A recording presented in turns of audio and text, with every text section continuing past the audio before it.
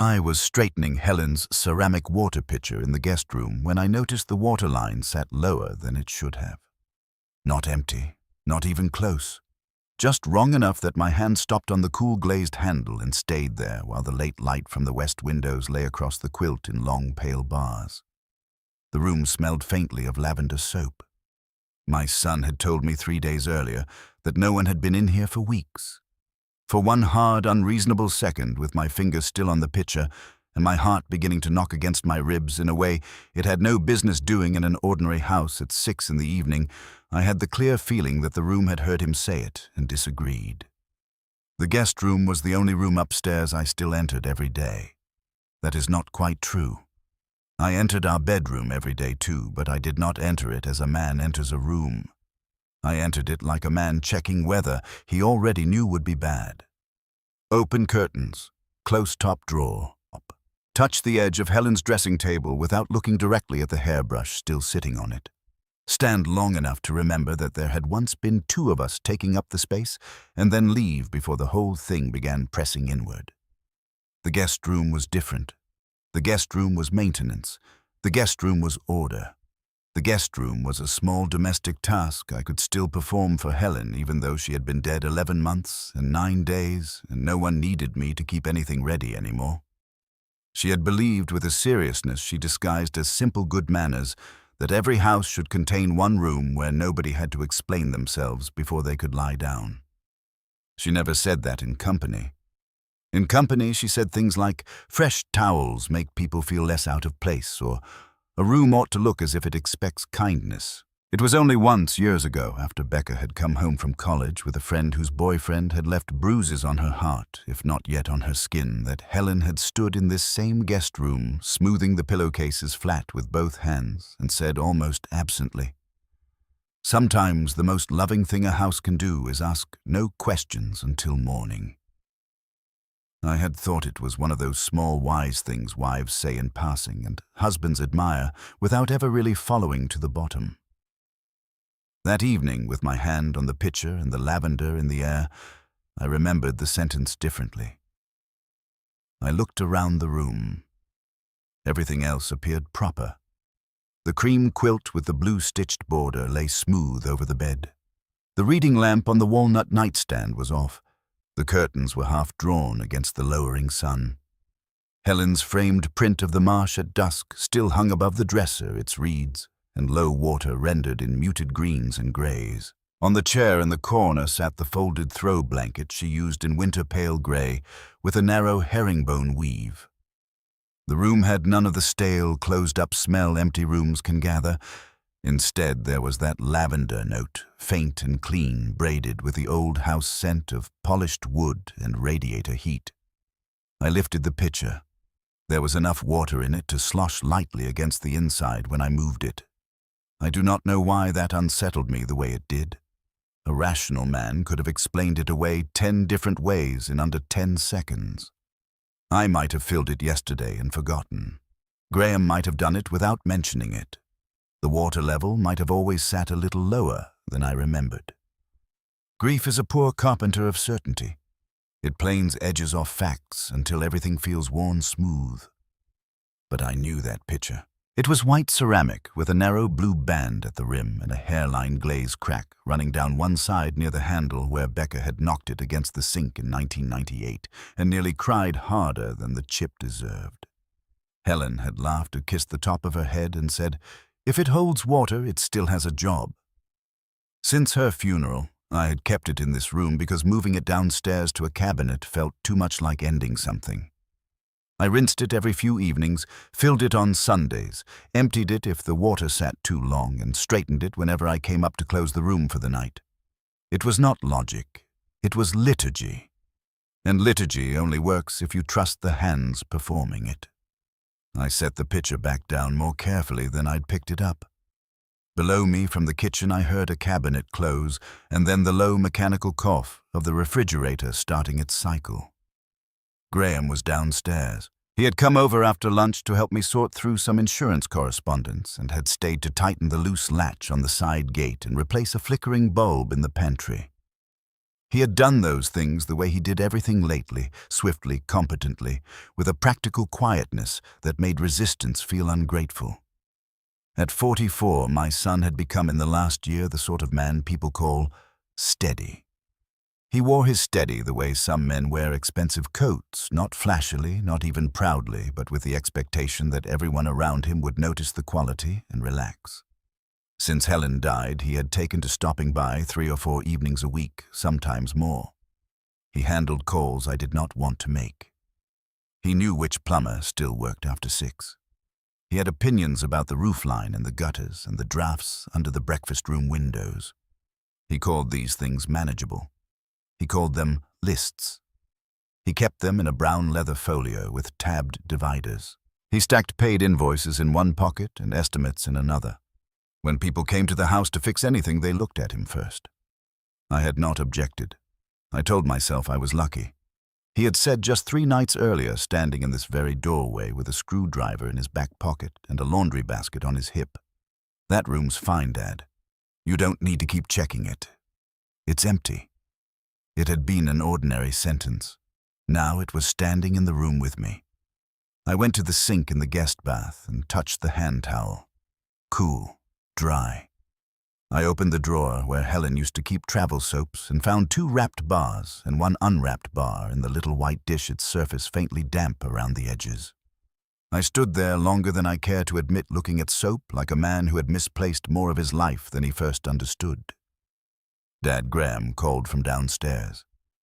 "You want tea, or are you set?" His voice carried easily through the house. That was one of the things old houses do. They hold secrets badly and atmospheres perfectly. "I'm fine," I called back. I took one more slow look around the room, then turned out the hall light and went downstairs. The house had belonged to us for 31 years. A big square 2-story in Bexley with dark green shutters. Radiator heat to a side porch Helen loved in April, and floors that spoke in 3 specific places, no matter how many times I had them reinforced. The front hall still smelled in damp weather, faintly of wool and old wood polish, because Helen used to hang coats there before church and believed cedar blocks in the closet solved more problems than they did.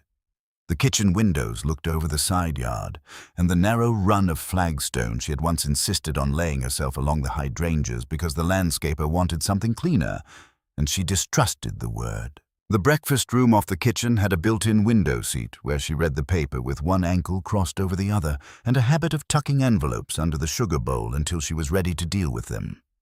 The den at the back of the house had pocket doors and too many bookshelves for the size of the room, most of them mine, and a leather chair with one flattened arm where I had graded papers for 20 years before I retired. After Helen died, the house did not become haunted. That is too dramatic a word for what happened. It became accurate. Every room held exactly the shape of what was no longer in it. I found Graham at the kitchen sink rinsing his hands. He had loosened his tie and rolled his shirt sleeves to the middle of his forearms. He was a good-looking man in the dry, composed way some men improve with age because they learn which parts of themselves to keep hidden. He had Helen's straight nose and my height, though he carried himself with more contained intention than I ever had. When he turned off the faucet and reached automatically for the striped dish towel hanging by the stove, I had the brief absurd sense that the house was lending him motions it had once reserved for Helen.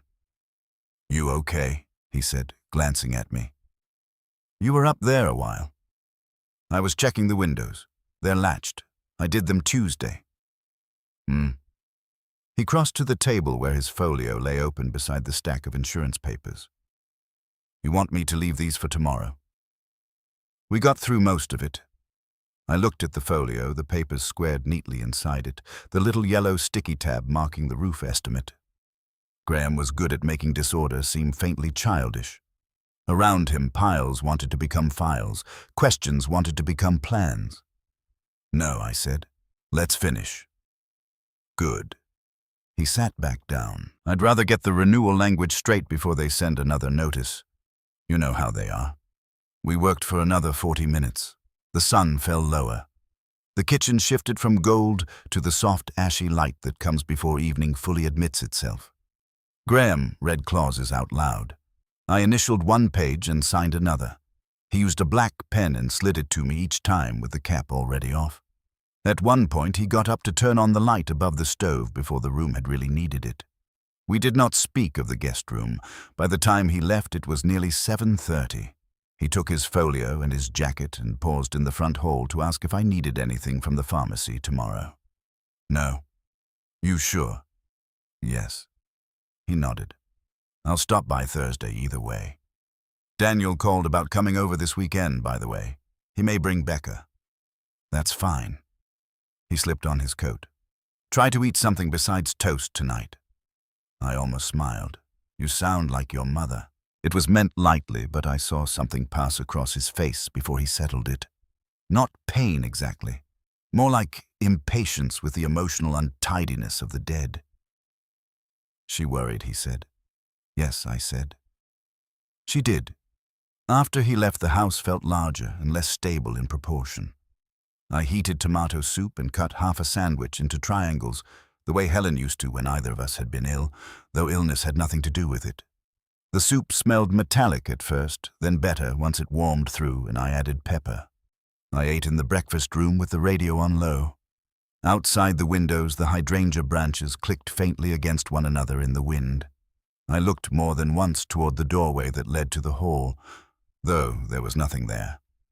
Later, I locked the side door, checked the thermostat, set the coffee for morning, and did what I had done almost every night since the funeral. I walked the first floor, slowly touching the edges of things as if confirming they still agreed to be mine.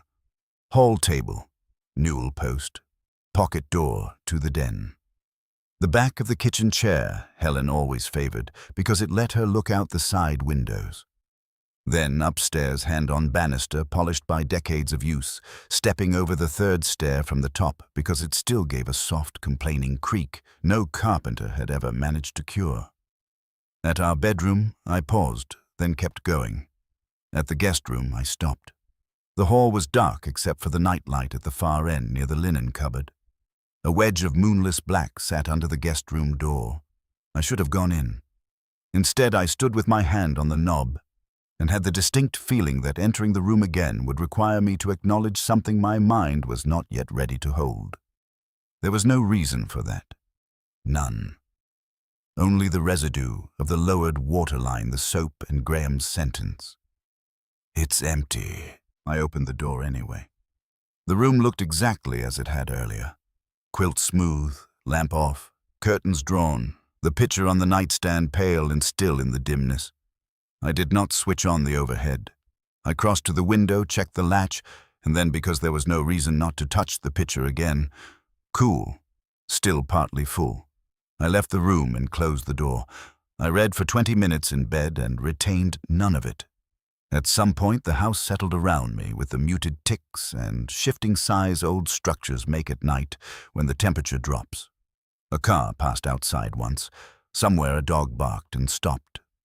I turned off the bedside lamp and lay in the dark, listening to the radiator give off its dry iron scent. I do not know how long I slept before the sound woke me. It was not loud. That was the first terrible thing about it. Loud sounds announce themselves honestly. They demand classification. Something broke. Someone shouted. A door slammed. But a muffled human sound inside a sleeping house arrives already entangled with denial. It gives the mind room to do its cowardly work. I opened my eyes into darkness and listened. Nothing. Then again. A caught breath. A tiny, crushed sound like someone trying very hard not to let a sob become a sob. I sat up so quickly the bed springs gave a dry, protesting chirp under me. The digital clock on Helen's side read 2:07. For perhaps 3 seconds I remained exactly where I was, heart pounding every practical explanation, stepping forward and failing in turn. A fox outside. Plumbing. Dream residue. Television from the neighbor's house. Then the sound came a third time, thinned by walls and floorboards, but unmistakably human, and I knew it was coming from down the hall. I put on my robe and went barefoot. The hall was cold. Old houses do not care what hour it is. Their floors keep their own weather. As I stepped onto the runner outside our bedroom, I felt the rough woven edge catch against the side of my foot. The darkness upstairs had texture to it. The linen cupboard at the end of the hall held a squarish, deeper black. The faint blue wash from the digital thermostat downstairs floated up the stairwell and died before it reached me. The guest room door stood open a crack. I knew as surely as I knew my own name that I had closed it. The sound came again, and with it something inside me went very still. I moved toward the room. "Hello," I said too quietly. No answer. I pushed the door wider. The room was lit only by the weak spill from the hall and the outline of clouded streetlight edging the curtains. For a moment, nothing in it made sense because the bed, the dresser, the chair, the print above the bed were all exactly where they should have been, and the cry had to have come from in here, and yet there was no one visible. Then I heard a breath from below me. I looked down. The bed's skirt hung still on three sides. On the near side, just enough lifted that the darkness beneath the frame was darker than the rest. My mouth went dry. I crouched slowly, knees objecting, one hand braced against the mattress. "Who's there?" The answer did not come right away. I could hear someone breathing shallowly. The smell of lavender was stronger down low, mixed now with dust and the dry wool scent of the throw blanket. Then, from under the bed, a whisper. "Tom Dana." I dropped lower so fast my knee struck the floor. "Dana." Her face was half visible in the dark beneath the frame, turned toward me. I could make out the shine of one eye, the edge of her cheek. Loose hair stuck to her mouth. She looked smaller than I had ever seen her, not physically smaller exactly, but narrowed, as though she had folded herself down to a set of essential parts. One hand was pressed flat against the floorboards. The grey throw blanket was bunched under her shoulder. What on earth? I began. She shook her head sharply. "Don't tell him you heard me." I stared at her. "Dana," I whispered, because it was all I could get out. Her voice came thin and urgent. "He'll say you misunderstood." I heard a footstep in the hall behind me before the words had fully landed. I turned. Graham stood in the doorway, one hand on the frame, wearing only dark pajama pants and a t-shirt. His face was awake but not startled.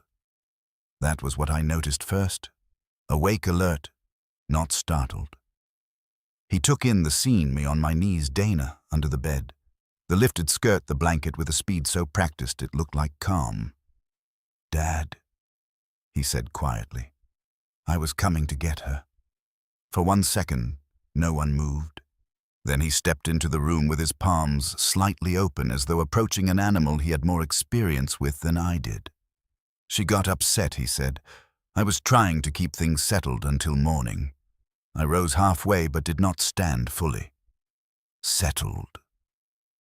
"Yes." His tone remained maddeningly level. "She showed up late. She shouldn't have driven in the state she was in. She didn't want to be seen. I didn't want to wake you. She is under the bed." Dana made a tiny sound behind the bed skirt, and Graham's eyes flicked toward it, then back to me. "She panicked," he said. "You startled her." The sheer swiftness with which he assigned shape to the thing in front of us was so smooth it almost worked.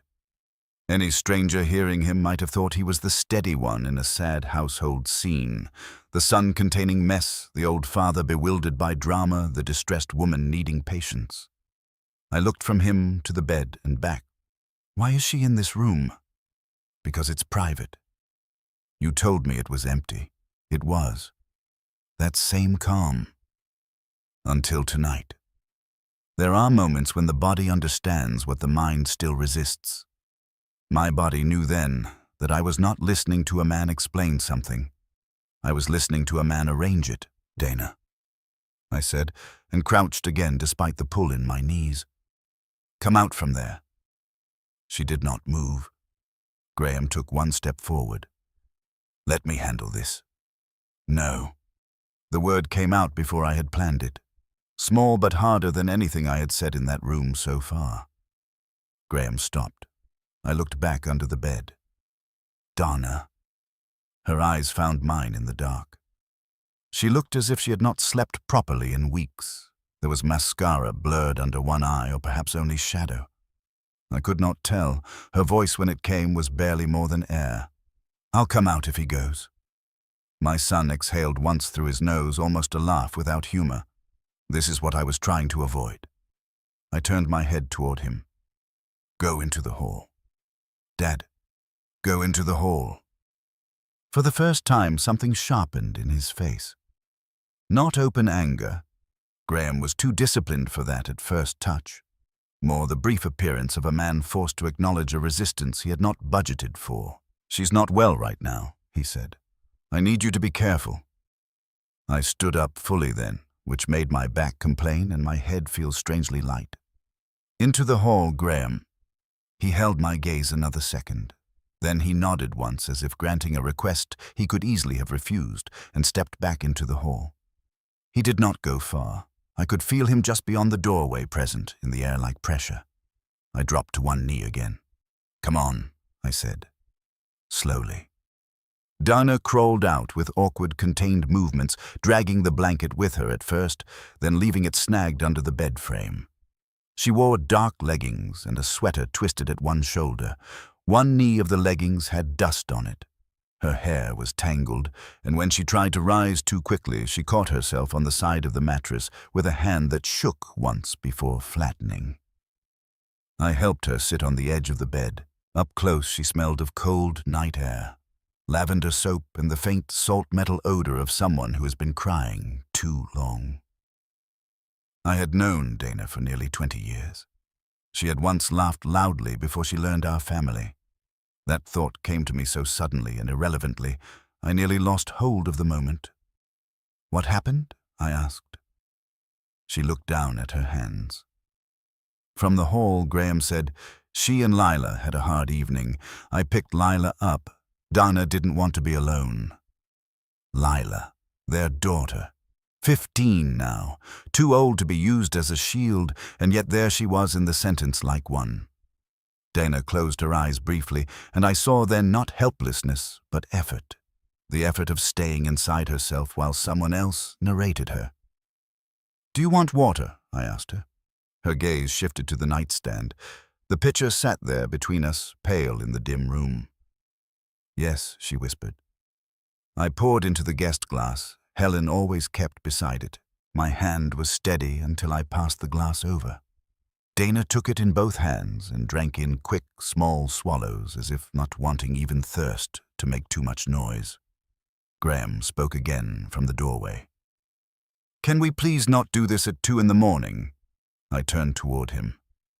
"Do what? Turn a rough night into a bigger scene. A bigger scene." There it was, the old family phrase with all the poison drained out of it so it could pass as reasonable. I felt something move in my chest then that was not yet anger, but no longer confusion either. "This is already a scene," I said. "No," Graham said softly. "It doesn't have to be." Dana lowered the glass. "Please stop." But I could not tell which of us she meant. I reached for the lamp and turned it on. The room leapt into shape. Dana flinched. Graham blinked once, but otherwise did not move. In the clearer light, I could see dust along the hem of Dana's sweater and a faint red pressure mark across one cheek from lying against the floor. I could also see absurdly that the bed skirt near the lower corner had been pushed inward and not straightened. Such a little thing. Such a devastating little thing. "Are you staying here tonight?" I asked. Dana did not answer. Graham answered for her. "Only if she can calm down." I looked at him. He must have seen something in my face then, because he changed tactics at once. His shoulders lowered. His voice gentled further. "Dad, listen to me." She came over upset. "I didn't want to bring it into your room, into your night, into all this." He lifted a hand in a loose gesture that seemed to mean the house, the hour of my widowhood, the fragility of everything. She asked to lie down. "Then you heard her. Nobody's trying to deceive you. Nobody. Passive voice in a human suit." I said, "You told me the room was empty." It was. "Not tonight." "No." Dana's fingers tightened around the water glass. I heard myself ask, "How did she get in?" "The side door," Graham said. "I was downstairs. At 2 in the morning. I couldn't sleep. There are lies that present themselves in complete sentences and lies that arrive dressed as fatigue, concern, courtesy. This was the second kind. The dangerous kind for men like me who are raised to distrust emotional mess more than calm evasion. I looked at Dana. "Do you want to stay here?" Long pause. Then, almost inaudible, "I don't know." Graham stepped 1 foot into the room. "That's enough." The words were still quiet. The quiet was the point. I turned to him again. "Don't." He stopped. Nothing in my son's face had become overt. No open contempt, no violence. Yet the room had changed.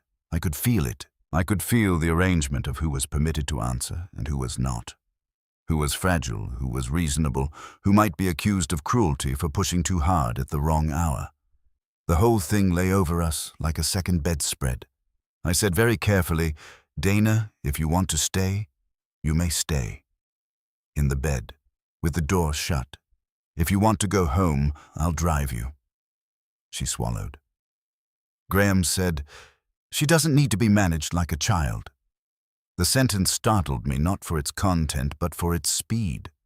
We had arrived somehow at a point where the alternative to his management was accusation. "I'm not managing her," I said. "I'm asking." Dana lifted her eyes to mine. For 1 second they looked clear. Tired, frightened, but clear. "I'll stay," she said. Graham smiled, then just briefly, almost sadly, as if the room had at last corrected itself. "Fine," he said. "Good, that's all I was trying to do. I wanted very badly to tell him to leave the house. I wanted to tell him never to speak for another person in my hearing again. I wanted to ask why a grown woman had hidden under the bed in a room he said was empty, and why his first instinct had been not alarm but management. I wanted, too, not to make a permanent disaster out of a thing I did not yet understand. Grief weakens many parts of a man, but one of the worst is that it makes him hate the possibility of more damage. When you have already buried the person who steadied the household, every further crack feels as if it might bring the whole frame down. I said, "You can sleep in the den if you're staying." Graham looked at me, recalculating. "Fine," he said again. I turned down the bed for Dana myself. It was an absurd, intimate thing to do under those circumstances, and yet once begun, I could not stop. I drew back the quilt. I found the extra pillow in the closet. I shook out the grey throw and folded it at the foot of the bed, though part of me did not want to touch anything that had just been under there with her. Dana sat very still while I moved around the room. Graham remained at the door.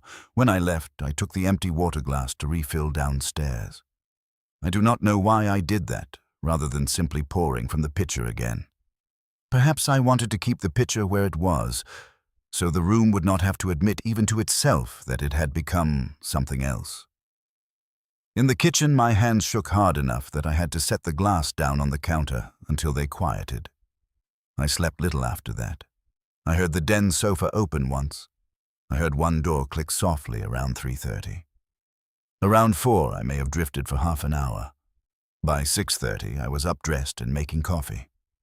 Morning made the whole thing look thinner and more embarrassing, which was exactly why I distrusted it. The kitchen smelled of coffee grounds and toast and the clean mineral steam from the kettle. Early light came grey through the side windows, catching the scratches in the butcher block on the island where Helen once tried to carve a turkey too quickly and laughed when the knife slipped. The house from the outside would have looked perfectly ordinary. Mail slot shut, curtains half open, one key in the drive. I heard Graham before I saw him. Not footsteps exactly. The opening of the hall door. The low murmur of the front room vent clicking warm.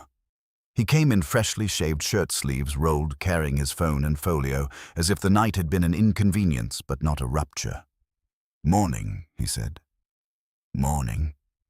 You sleep at all?" "Enough." He nodded and moved to the cabinet for mugs without asking where they were. Though of course he knew. He had known where everything was in this kitchen since he was 12. He poured coffee black. I watched him because I could not seem not to. "Dana left," I asked. "A while ago. Alone. She wanted to." I looked at him over the rim of my mug. "Did she?" He met the look easily. "Dad, are we really going to make this more dramatic than it was?" The phrasing hit me wrong at once. More dramatic than it was, as if scale were the issue. As if what mattered was not that a woman had hidden under the bed in the middle of the night, but whether I would phrase it inconveniently. "She was under the bed," I said. "She was embarrassed, in an empty room." He let out a slow breath and set his mug down. "I shouldn't have said empty. I meant unused. I didn't think it mattered. There are moments when a lie revises itself in front of you and invites your cooperation. This was one." I said nothing. He held my gaze another second, then looked away. First, not defeated, merely adjusting. "Lila had a rough night," he said. "Dana got spun up. She didn't want to go home right away. I brought her here because it was close and because I thought she could pull herself together without this becoming a family event." A family event. Another phrase with the blood cleaned off it. I said, "Why didn't you tell me? Because you were asleep and because there was no good reason to put this on you at 2 a.m. I could hear how that might sound caring. I could hear, too, the claim under it that my role in my own house was optional if someone else deemed the matter untidy enough. Before I could answer, Graham picked up his mug again, took one swallow, then glanced toward the sink. "I'm going to take that pitcher down," he said. "The water's probably stale." I turned my head toward the doorway just as he did. We both looked out into the hall. He set down the mug and went. I followed him without meaning to make a point of it. The hallway carried the smell of coffee and the colder upstairs air. Graham moved ahead of me with that same unhurried practicalness, as if what he was doing were no different than checking a smoke detector or bringing down laundry. The guest room door was open. The bed was made. Not sloppily remade. Properly. Quilt smooth. Pillow centered, bed skirt tugged nearly straight except at one lower corner if you knew where to look. Whoever had done it had wanted the room returned to itself quickly and without remark. The sight of that neatness made my stomach turn. Graham crossed to the nightstand, picked up the pitcher and glanced into it. "See?" he said lightly. "I should have emptied this last night." Last night. He carried it past me into the hall. I stood in the room for one long second. On the chair in the corner lay the grey throw folded more sharply than I would have folded it. The lamp was off. The lavender smell still lingered. I stepped into the guest bath and touched the towel hanging there. Damp, not wet, not enough for anyone else in the world to remark upon if I merely handed it to them, but damp with recent use. I heard water running downstairs. I went to the top of the staircase and looked down. Graham stood at the kitchen sink below, filling the pitcher beneath the faucet in one smooth, practiced motion, while the morning light lay over his shoulder. He did not pause. He did not look like a man handling evidence.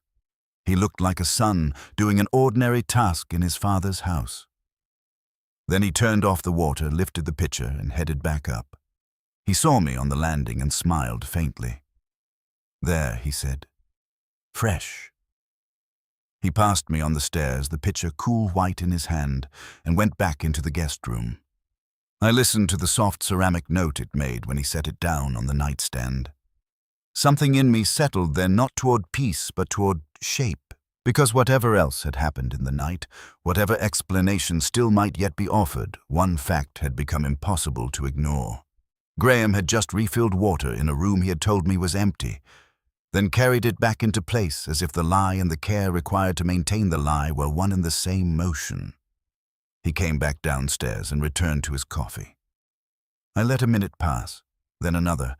My pulse had slowed but not softened. "I'm going to make eggs," I said. "Good," he said. "You need protein." He opened his folio while I got the skillet down. The domesticity of that moment was so extreme it bordered on obscene. Butter hissing in the pan, coffee steam, morning paper still folded on the chair where I'd left it.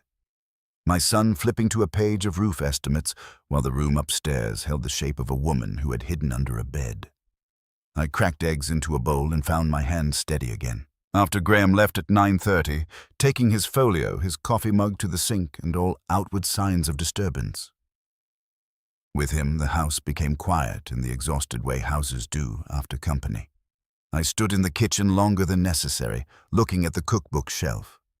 Helen's cookbooks occupied the lower right side of the built-in, grouped not by cuisine or date, but by use. Holiday baking on the left, everyday cooking in the middle, church spiral-bound compilations and neighborhood fundraiser cookbooks on the bottom because they were bulky and ugly and, in Helen's view, too useful to deserve embarrassment. Without deciding to, I reached for the old red spiral-bound church cookbook from St. Albans, the one with flour on its spine and loose index cards tucked through the middle from years of use. Helen kept recipes in it she never actually needed the book for because she claimed it caught things. I opened it on the counter. A white card slid free and landed near the sugar bowl. Not a recipe card. Heavy stock, cream-colored, one corner bent. I picked it up. Dr. Elaine Porter, LMFT, Family Systems Counseling. Then beneath the printed name and address, an appointment date written in blue ink in Helen's hand from almost 3 years earlier. I stood there with the card between my fingers and the kitchen clock ticking above the mudroom door and the smell of butter still faint in the air from breakfast. And for the first time since Helen died, I felt not only that she had left me, but that she had left part of the truth behind on purpose.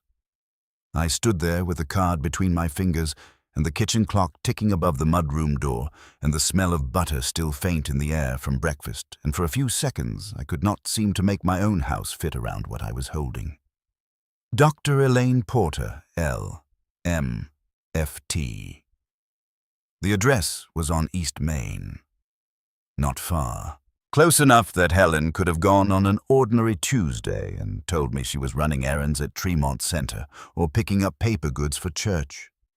The date in her handwriting was from October 3 years earlier, a Thursday at 4:30. The blue ink had feathered slightly into the card stock in the way certain pens do when pressed by a quick, deliberate hand. I set the cookbook down more carefully than it deserved and turned the card over. Nothing on the back. The kitchen had gone too bright. That happens sometimes when an ordinary room suddenly contains a fact you do not know how to house. The white enamel canisters on the counter, the striped dish towel by the stove, the window over the sink with its little flare of late morning light off the glass over the hydrangeas. Everything remained exactly as it had been a minute before, but the arrangement no longer felt neutral. It felt staged. Not falsely staged. More like a set left standing after the actors had gone and the old lie of real life inside it had lost some of its force.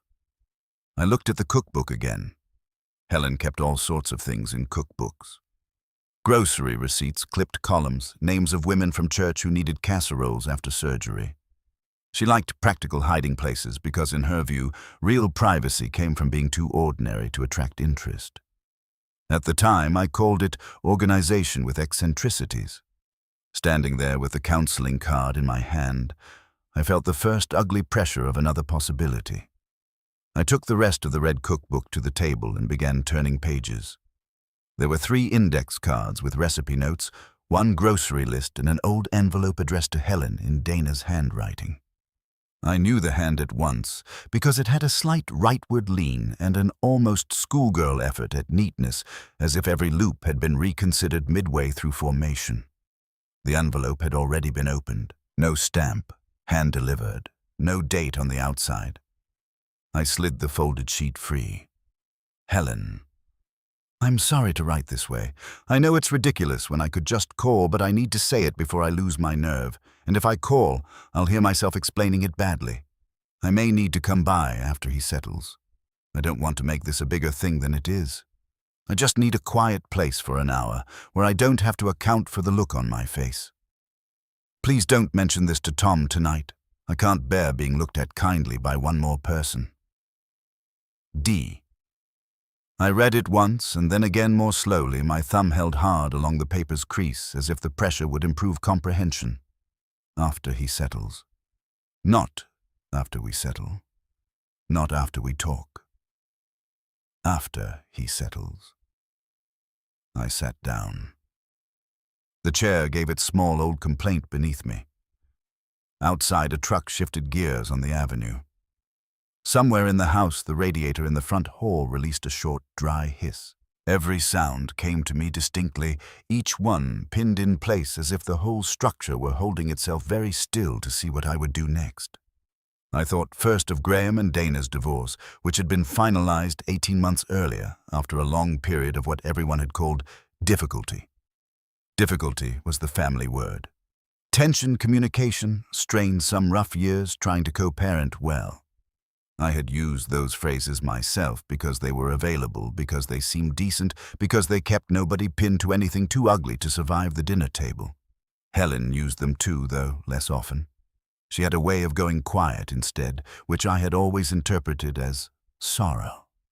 Now, with the letter in my hand, sorrow no longer seemed like the whole of it. I folded the paper back along its original crease and slid it into the envelope. Then I took out the counseling card again and set both on the table in front of me. There was a temptation, immediate and strong, to make a narrow explanation and live in it. Helen worried. Dana overreacted. Graham had been difficult in the way men under strain can be difficult. Helen had sought advice without wanting to alarm me. There were still versions of events in which my wife had merely been discreet and my son merely flawed. The human mind will crawl on its knees toward those versions if it thinks they can spare the dead. But Dana's whisper from under the bed had not been the whisper of a woman embarrassed by one bad night. "He'll say you misunderstood." I heard those words again in the kitchen in her exact, thin, wrath-bound voice. And with them came a second memory I had not touched in years. It was a winter evening, maybe 5 or 6 years ago, before the divorce, before I had any real language for trouble between them beyond the sort that circulates at holidays and then gets put away with the table linens. Graham and Dana had come for Sunday supper. Snow had been falling since late afternoon, the heavy wet kind that turned the front walk silver under the porch light. Helen had made pot roast. Dana had been quiet all through dinner, not withdrawn exactly, but effortful, in the way people sometimes are when merely existing among others costs more than it should. After dessert, Graham had gone to take a call in the den, and Dana had stood at the kitchen counter with both hands around her coffee cup, staring at the steam rising from it as if the sight required concentration. Helen had crossed behind her and touched her lightly between the shoulder blades. "Why don't you lie down a little before you drive?" she'd said. "The guest room's warm." Dana had looked at her, then not grateful, not surprised, but with a kind of weary relief so instant and naked that I had felt embarrassed to have seen it.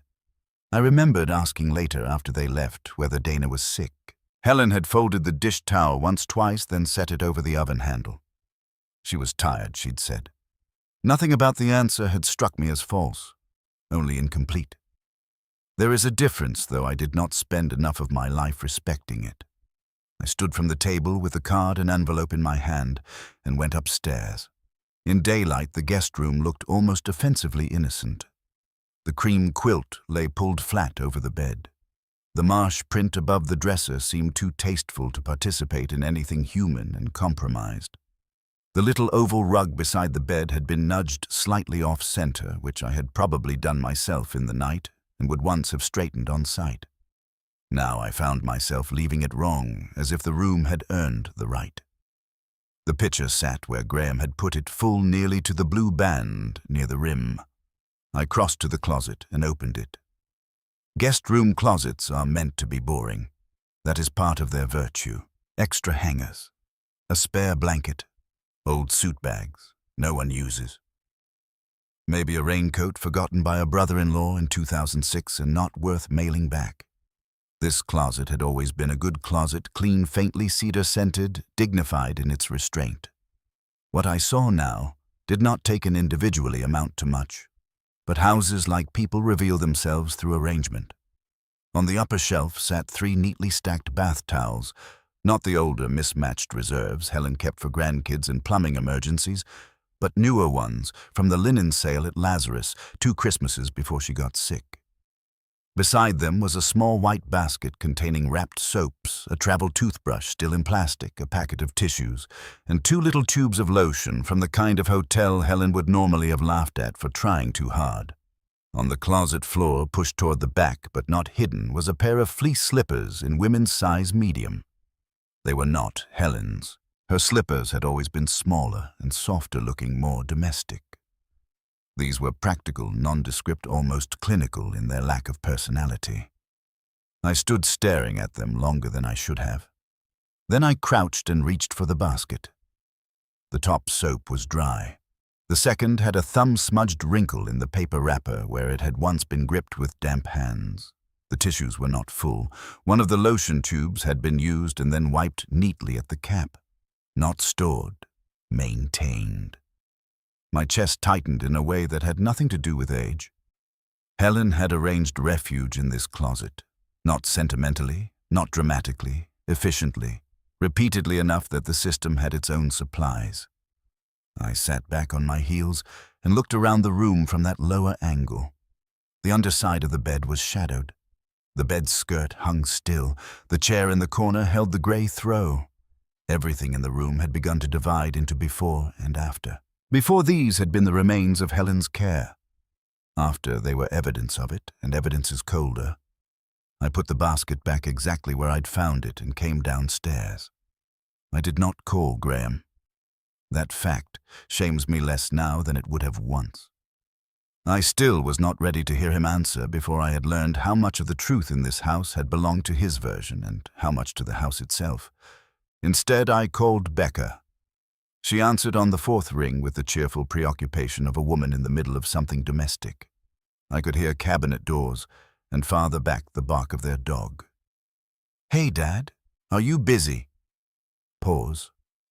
My voice had told her enough already.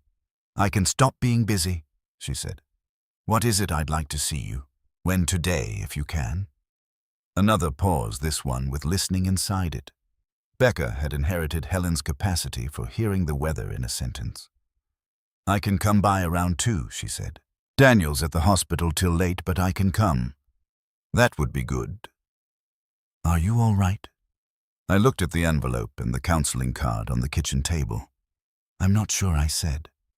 She arrived a little before 2, carrying a bag of groceries she plainly had not intended as part of the visit, and now seemed almost foolishly domestic in her hands. Yogurt, spinach, 1 loaf of seeded bread, a carton of eggs. She set them on the counter and came to kiss my cheek, then drew back to study my face. "What happened?" I told her about the night in order, which is to say more calmly than I felt and with fewer adjectives than the occasion might have justified. I told her about hearing the crying, about finding Dana under the bed, about the warning she whispered, about Graham's explanation, about the towel, the picture, the card in the cookbook, the letter. As I spoke, Becca's face changed in increments, small enough that another man might have missed them. Her mouth compressed first. Then her eyes sharpened. Then something older than surprise entered her expression, something I did not like seeing because it suggested the possibility that my daughter had lived longer than I knew, with a discomfort I had never properly named. When I finished, she asked only one question.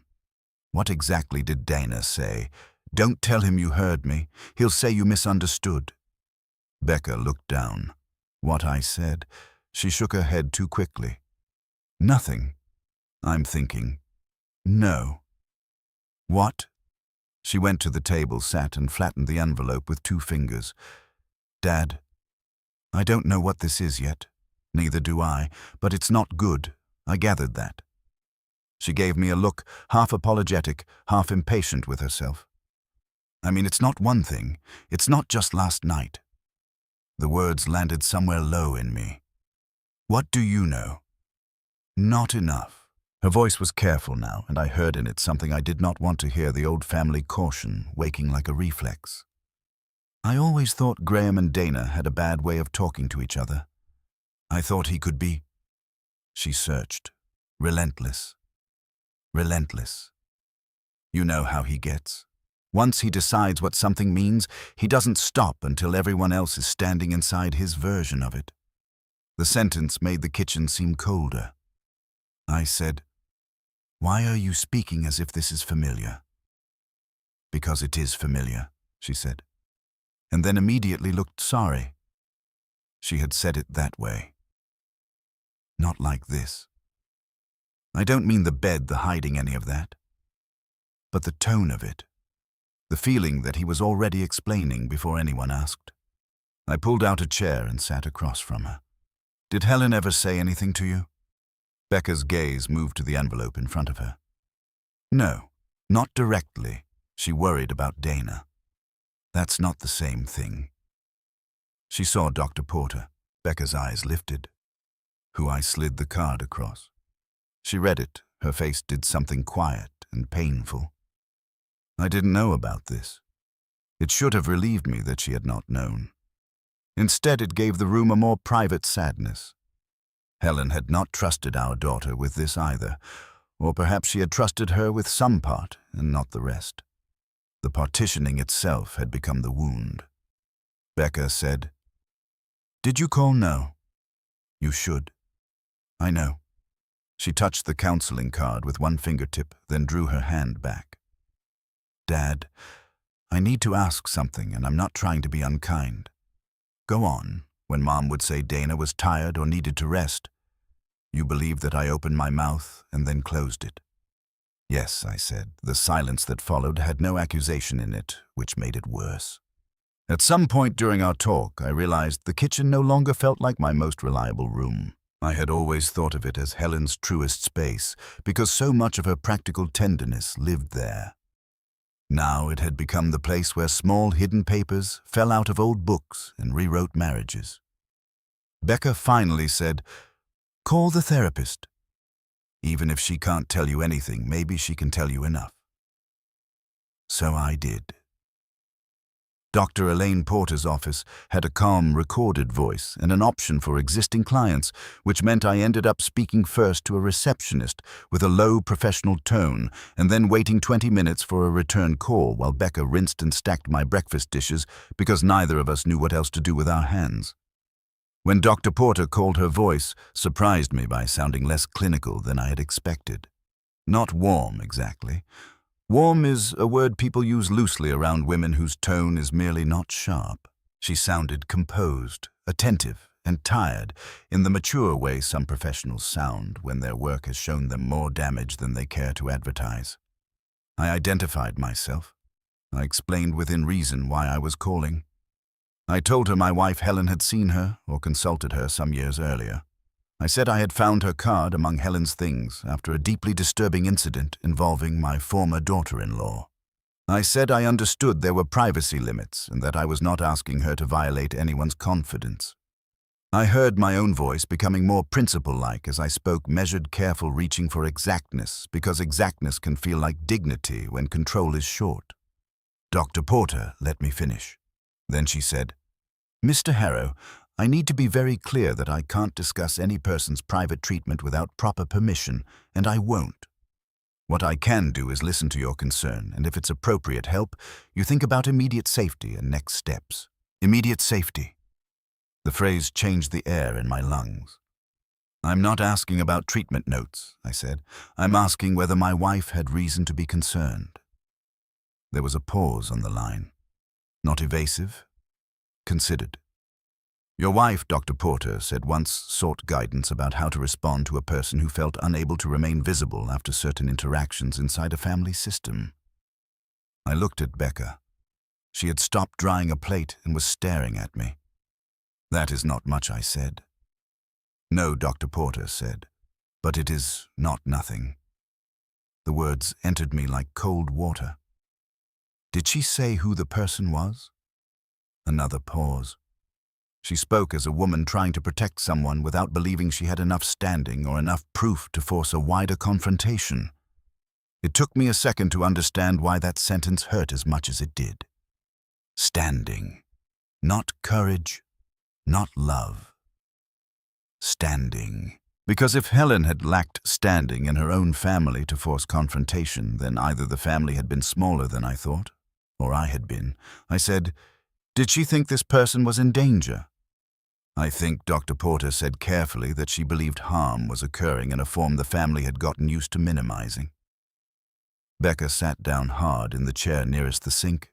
I leaned one hand against the counter. "Did she tell me, Mr. Harrow?" Dr. Porter said. "And now, there was real gentleness in it. From what I remember, your wife spoke of you with affection and respect. She also spoke of the family's very strong investment in privacy and not escalating conflict. Those things sometimes sit badly together." I closed my eyes for one moment. The room seemed to move slightly under me, not physically, but in emotional weight. I saw Helen standing in the breakfast room, sorting mail, pausing over an envelope before slipping it under the sugar bowl. I saw her in the guest room, changing the sheets without announcement. I saw her in the kitchen, saying Dinah was tired. None of these images had changed. Their meanings had. "Thank you," I said at last. "You may want to think very practically," Dr. Porter said. "Not interpretively, not historically at least, not first. Who has access to the house? Who has been staying? Who speaks for whom? And whether the person you found last night feels able to describe what she wants without interruption." I thought of Graham answering for Dana in that room as naturally as breathing. "Yes," I said. "And Mr. Harrow?" "Yes. If you are about to learn that your late wife carried more worry than you knew, try not to let shame make you passive. It often does." After I hung up, neither Becca nor I spoke for several seconds. Finally, she said very quietly, "Mom knew enough to ask for help." I nodded once. "She knew enough," Becca repeated, and this time there was something close to anger in it, though I could not yet tell at whom. I wanted to defend Helen. I wanted to defend myself. I wanted to say that knowing enough and knowing what to do were not identical. All of those things may have been true. None of them lessened the fact that the house had apparently been absorbing distress in a pattern I had called discretion. Becca left around 4 because her life had not, despite my revelations, ceased to contain grocery lists, and a son due home from track practice. At the door, she hugged me longer than usual and said, "Please call Daniel tonight. He'll know what questions to ask." "Questions about what I don't know yet," she said. "But he'll know how to keep you from drifting inside this." After she left, I found myself unable to remain downstairs. The back hall outside the guest room had acquired a presence. Not ominous in any theatrical sense. No shadows longer than they should have been. No sounds out of time. Simply presence. A strip of runner. A stretch of wallpaper with tiny faded leaves, one framed botanical print Helen had once bought at an estate sale because she liked the discoloration on the mat. The hall had become the place where meanings gathered before they entered the room. I stood there with one hand on the casing and looked in. The light had changed. Late afternoon, now softer and grayer. The picture on the nightstand held that light in a dulled sheen. I crossed to it and touched the handle. That was when another memory came, not asked for and not welcome. The summer before Helen died, when the chemo had begun thinning her energy but not yet her will. I had found her in the guest room one afternoon replacing the pillowcases. She was wearing the blue house dress with the tiny white dots, the one she claimed made her look like a school secretary from 1962, but kept because it washed well. She had paused midway through tucking the fitted sheet and put one hand to her lower back. "What are you doing?" I asked. "No one is coming." She smiled without looking at me. "That's not always how it works." I had gone over, then taken the clean pillowcase from her hands and said with the mild irritation of a loving husband, trying to manage what he feared, "Helen, you do not need to keep the whole world ready in case it falls apart." She had looked at me for a second in a way I only understood now. "No," she said, "just the part that knows where we live." At the time, I kissed her forehead and told her she was impossible. Standing in the room now, I nearly had to sit down. She had told me. Not plainly enough for a man who preferred plainness only when it came without cost, but she had told me. I opened the closet again. The shelves stared back with their orderly little mercies. Towels, soap, tissues, lotion, slippers. At the very back of the top shelf, half hidden behind a folded spare blanket, sat a small zippered canvas pouch I had not noticed earlier. It was the kind Helen used for medications while traveling. I reached up and brought it down. Inside were 2 packets of peppermint tea, antacids, a sealed toothbrush, a travel-size mouthwash, a pair of clean socks, and a small bottle of ibuprofen with the cap tightened down hard. Nothing illegal, nothing melodramatic, nothing that would have looked strange in an overnight bag. That was almost the worst part, the domestic modesty of it. This was not emergency planning for catastrophe. It was provision for repetition. I put the pouch back exactly where it had been and closed the closet. At 6:30, the phone rang. Graham. I let it ring once more than politeness required before answering. Dad? Yes. You all right? I'm fine. You sound tired. I didn't sleep much. A sympathetic breath. I figured that I could not tell whether the breath was sincere made it more exhausting than if I had been certain it was false.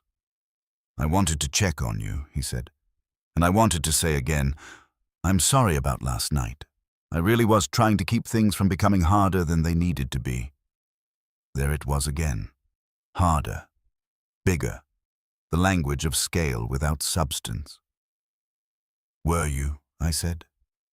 Pause. Dad. What? You're not being fair.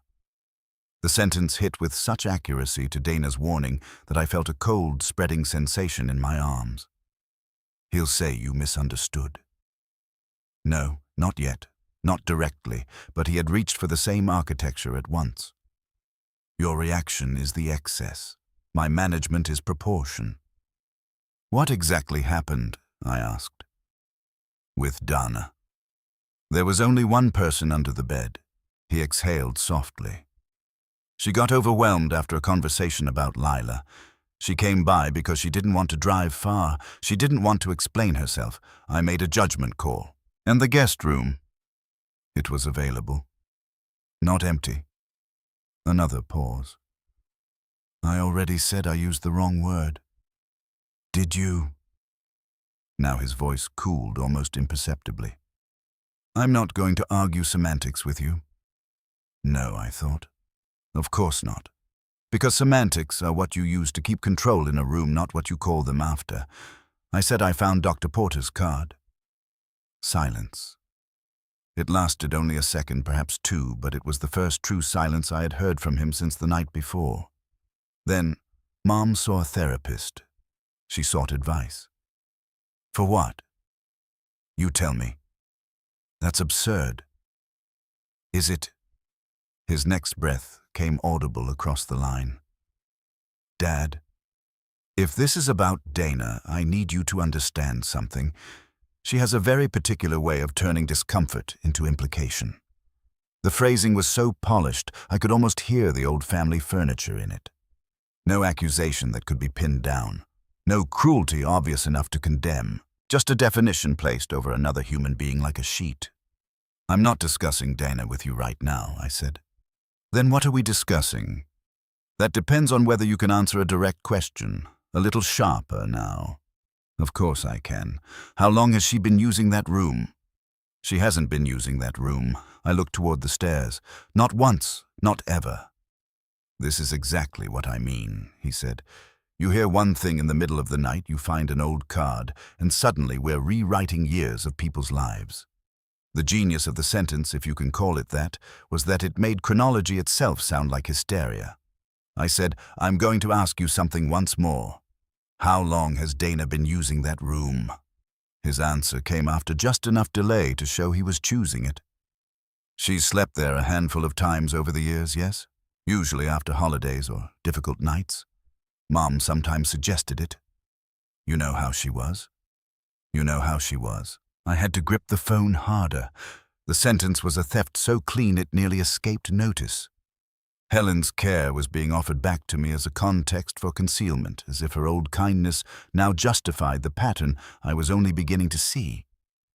When were you planning to tell me that, I asked? I didn't think I had to inventory every private family mess for you. Private family mess. The old reflex in me wanted to retreat at once from the ugliness of the conversation. There are habits that form not in a year, but over a whole life. I had spent decades valuing measured tones, controlled language, the avoidance of spectacle. A man like Graham can do a great deal inside that weather before anybody calls it storm. I'll speak to you later, I said. Dad. What? I'm asking you not to build something ugly out of incomplete information. I thought of Dana under the bed. I'll speak to you later, I said again, and hung up. I did not trust myself then to sit in the kitchen. Instead, I went out the side door and stood on the flagstone path beside the hydrangeas while the evening came on. The air smelled of damp earth and leaf rot, and one chimney somewhere nearby beginning its first autumn fire. Helen had loved this side of the house because it let the yard feel private without feeling sealed. You could see Marjorie Keene's garden through the fence slats, and if you turned a little, the side windows of their house where a lamp was already on in the front room. Marjorie herself emerged from her side porch carrying a small metal watering can. She saw me, lifted a hand, then seemed to think better of simply waving and came toward the fence instead. You look like a man in need of either bourbon or witness, she said. Marjorie had been Helen's friend longer than she had been mine, though. After enough years, such distinctions become ceremonial. 67, silver hair, always pinned in some practical but elegant way. A sewing thimble on a chain she absent-mindedly touched when thinking, and eyes too direct to be called kindly, though she was in her fashion exactly that. Witness might do, I said. She set the watering can down. That sounds worse. It may be. Something in my face must have answered questions I had not yet voiced, because her own expression shifted. She looked toward the house, then back at me. Do you want to tell me on your side of the fence or mine? Mine, I think. She came through the gate. We sat on the side porch where Helen once forced lemonade onto anyone foolish enough to linger within 6 feet of the house in July. The wicker chair under me creaked. Marjorie kept her hands folded over one knee, while I told her not everything but enough of Dana.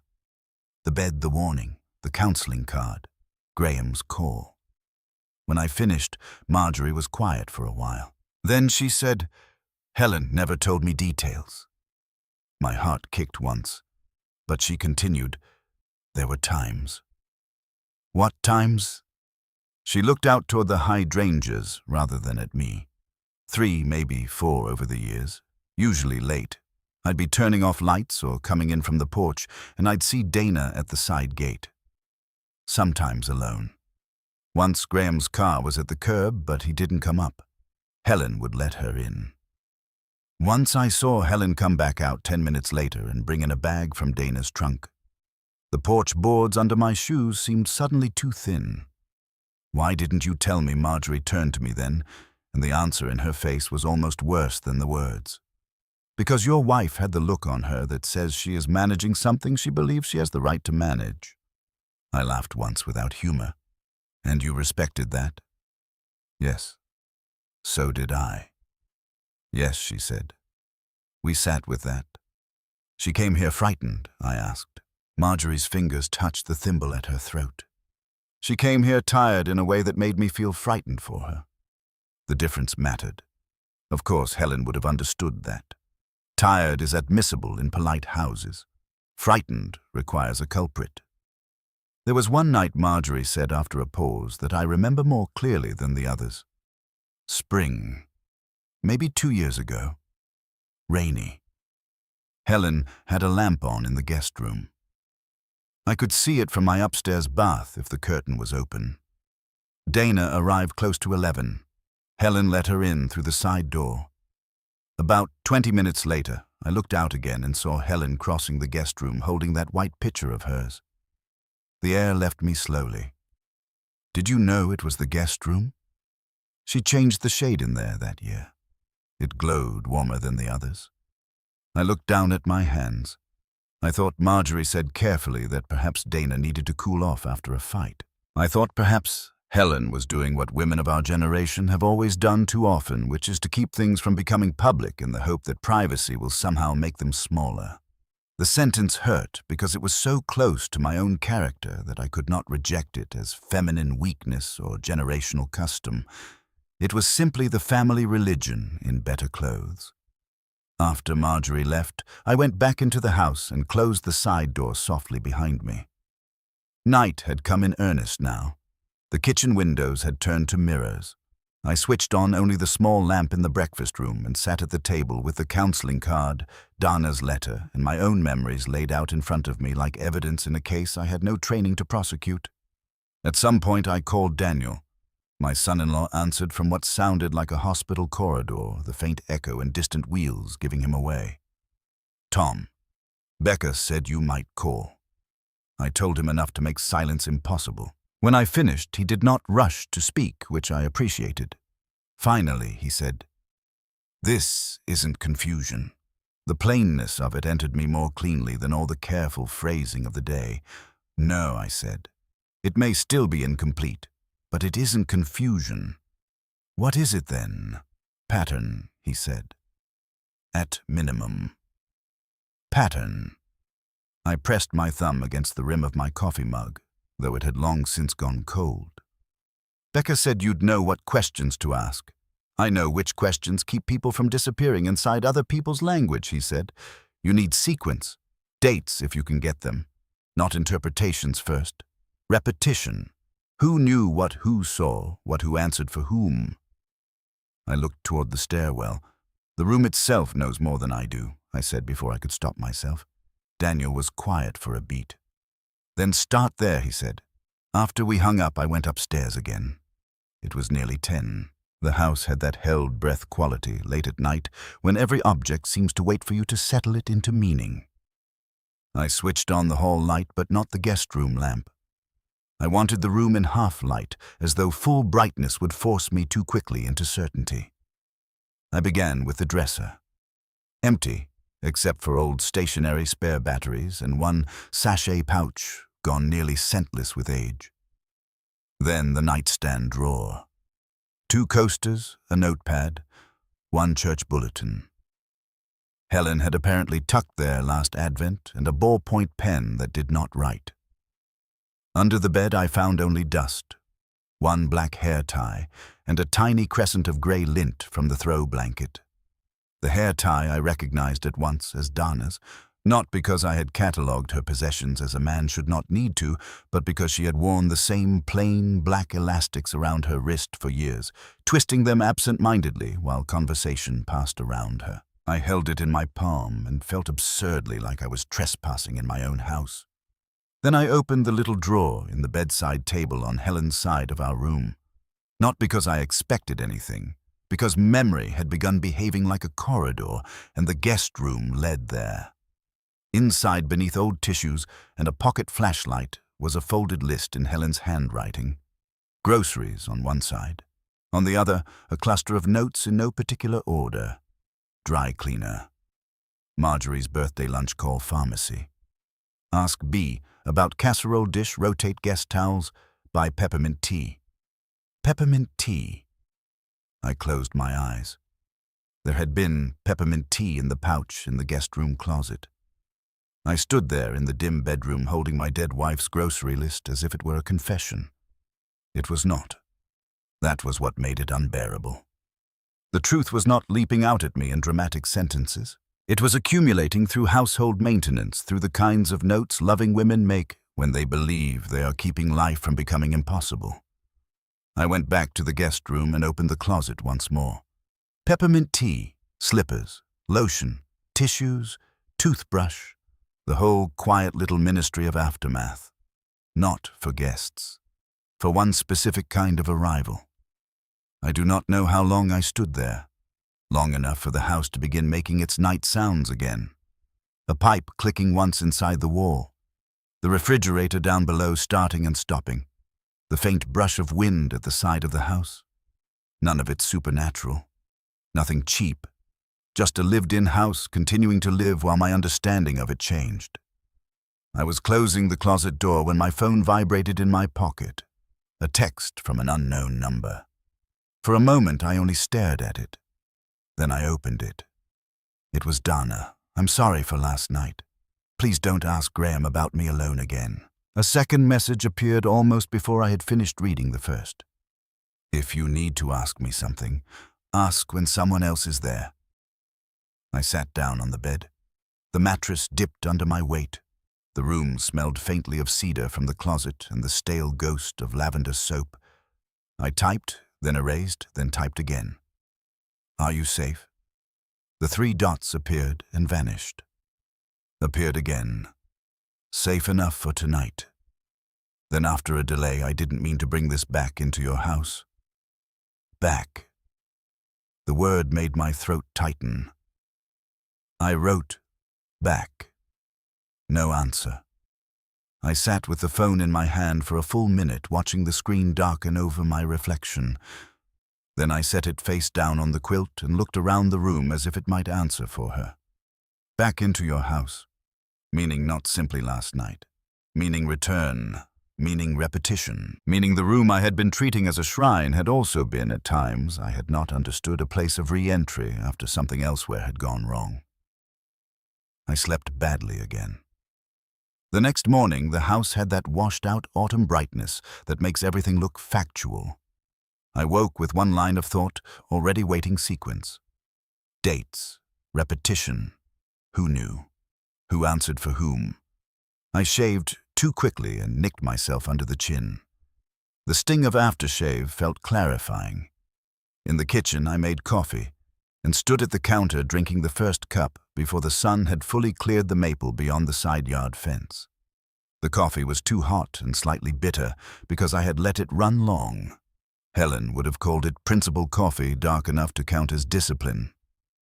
At 8:15, I called Becca again. She answered in the car. I could hear turn signals. Dad, I need to ask you something directly. All right. Has Dana ever come here late at night, before silence? Not surprised silence. Held silence. Becca. Her exhale came through the speaker in a slow thread. I don't know how many times, she said. I knew it happened sometimes. The world did not spin. I dislike that phrase because it flatters revelation into melodrama. The world remained irritatingly steady. What changed was smaller, and therefore crueler. A supporting beam inside me gave way without noise. You knew. I suspected. You knew enough to say suspected. I knew Mom worried. I knew Dana sometimes ended up there. I didn't know what to call it. I gripped the edge of the counter. You didn't tell me. No. Why? Traffic hummed under her silence. Then she said, because every time I got close to asking, Mom would say something that made it sound survivable, such as that Dana needed rest, that Graham could be difficult when he felt cornered, that they both got stuck in their ways, that not everything ugly was dangerous. I closed my eyes. And you believed that. I wanted to. There it was. The family creed again stripped down to its operating principle. I said, come here. I'm on my way to a school thing for Josh. I can come after. No, answer me first. I heard her pull over. The turn signal clicked twice, then stopped. What she said softly. What did you hear? For a moment I thought she might pretend not to understand. Then I heard very faintly the rustle of her putting the car in park. It was here, she said. At your house, maybe a year before the divorce. I came by to drop off a serving dish Mom had forgotten after Easter. I let myself in because the side door was open. I heard voices from the back hall. My hand tightened on the counter edge until the knuckles whitened. Whose voices? Graham's and Dana's. Go on. I couldn't hear every word. Not at first. Graham was talking in that low way he does when he's angry and trying not to sound angry. Dana said something I couldn't catch. Then I heard him say, if you insist on saying it that way, no one is going to know what to do with you. The kitchen light above the sink hummed softly, and then Becca's voice changed. Smaller now, older. And then I heard Dana say, please don't make me explain it again. I did not speak. I stood there for maybe 3 seconds, she said. Mom came out of the kitchen and saw me. She took the dish from my hands and said Dana was having a rough evening and not to walk back there. She said she was handling it. The room seemed to draw away from me at the edges. Handling it. Yes. Did you leave? Yes. Just like that. She swallowed. I could hear it. Yes. Why? Because I already knew the answer and needed to hear how it sounded in another voice. Because it was the language we all spoke, she said, and now her voice was shaking. Because Mom looked tired and sure. Because Graham was still my brother, and Dana was still making herself small in a way I told myself might mean shame and not fear. Because I didn't know how to do anything except leave a room when things turned private and ugly. I leaned both hands on the counter and bowed my head. The kitchen smelled of coffee dish soap and toast crumbs. Somewhere upstairs, sunlight had begun touching the guest room windows. I could picture the picture there on the nightstand, full and innocent-looking, and for the first time since Helen died, I understood in my bones that grief had not been the only thing preserved in this house. Becca said my name once, softly. I did not answer right away because the old false belief I had been standing in for most of my life. The belief that Helen stayed neutral because there was nothing definite to know that the family's restraint was a mark of character, rather than a method of concealment, had finally given way beneath me, and there was no graceful way to fall through something you had once mistaken for flaw. Becca said my name once softly. I did not answer right away, because the old false belief I had been standing in for most of my life. The belief that Helen stayed neutral because there was nothing definite to know that the family's restraint was a mark of character, rather than a method of concealment, had finally given way beneath me, and there was no graceful way to fall through something you had once mistaken for flaw. When I did speak, my voice sounded older than it had that morning. Go to your school thing, I said. Dad. Go. We'll talk later. I shouldn't have let it go. No. I said and heard in my own tone something I had spent decades avoiding in myself. Not temper. Judgment. You shouldn't have. She breathed once on the line, steadying. I'll come tonight. All right. After I hung up, I remained where I was for a full minute, both hands on the kitchen counter, my head bent toward the sink. Outside the window, the side yard looked painfully ordinary. Wet light on the flagstones, a squirrel moving along the fence rail with the busy moral emptiness of squirrels. The hydrangeas gone brown at the edges. A house should not be able to keep looking like itself after you understand what it has been used for. But that is one of the hardest lessons of age. Most rooms remain handsome long after the truth inside them has spoiled. I straightened slowly and looked toward the doorway that led down the hall to the den.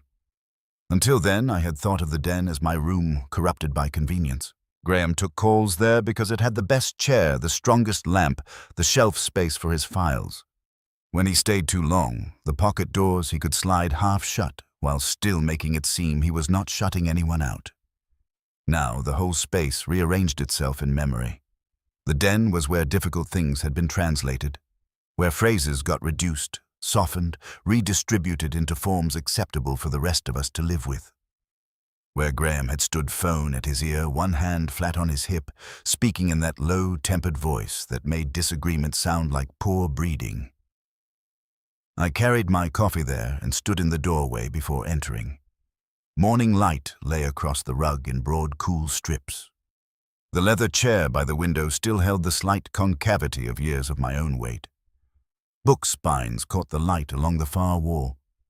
Graham had left nothing behind that I could see which somehow made his presence stronger. Men like my son did not shed themselves by accident. They arranged, they removed, they kept surfaces from becoming witnesses. I crossed to the desk drawer where I kept old stationery and found behind a stack of condolence cards I had never properly sorted the phone bill folder. I had not looked at a paper phone bill in years. Helen always had. Then Graham lately, when things became easier, if he gathered the mail on his way in and set what mattered on the breakfast room windowsill for me to sign, ignore, or misunderstand according to my energy. The folder contained 3 months' worth of statements. I sat at the desk, put on my glasses, and began turning pages. Most of it was noise. Service charges, taxes, the static little waste of modern life rendered in ink. Then the call logs. I had to orient myself to the layout. Incoming, outgoing, durations, numbers. My own calls were easy enough to place. Becca, Daniel, Marjorie, once about the church fundraiser raffle basket. Graham's number repeated more often than I liked. Then another number I recognized only after reading it a second time. Dana. Not just once or twice, repeatedly. Most of the calls were short, 4 minutes, 9, 12, a few over 20, several after 10 p.m., one at 11:46 on a Thursday night from 6 weeks earlier, another at 12:18 a.m., 3 Sundays before that. 2 calls placed from the house to Dana on consecutive evenings in late August, while Graham had been working on the gutter estimates and using the den because, as he put it, he needed fewer distractions than his apartment allowed. I set the paper down and looked at the closed pocket doors. The room had begun to explain itself with a steadiness almost obscene in its politeness. No shouting, no broken objects, no explicit scene to mark as criminal in the broad, bright way people seem to require before they grant themselves permission to act. Just a man in a closed room near the back of the house making late calls from his widowed father's line while the family upstairs or down the hall carried on under the old instructions. Let things settle. Don't embarrass anyone. Not every ugly thing is danger. I ran one finger down the list again, this time with a notebook open beside me. Dates, times, durations, nothing interpretive. Daniel had been right. Sequence first. Sequence is how you keep yourself from drowning in the moral weather of a thing. By noon, I had 3 pages of notes and one clarity I did not enjoy.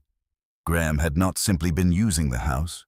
He had been using the house in a pattern tied to timing privacy and the exact sort of transitional hours when older men begin convincing themselves that whatever they do not wish to confront can wait until morning.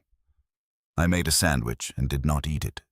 Instead, I went upstairs with a tape measure, my phone, and a small roll of blue painter's tape from the hall closet. The tape was for the picture. I knew that before I admitted it to myself. The guest room seemed to take my arrival personally now. I do not mean that in any mystical sense. Only that once a room has been revealed as an accomplice, every object inside it appears to have chosen its side in your absence. I closed the door behind me and stood for a moment listening. The house gave me nothing back but the layered silence of daytime radiators settling distant traffic, the refrigerator's faint pulse through the floor. Then I crossed to the nightstand.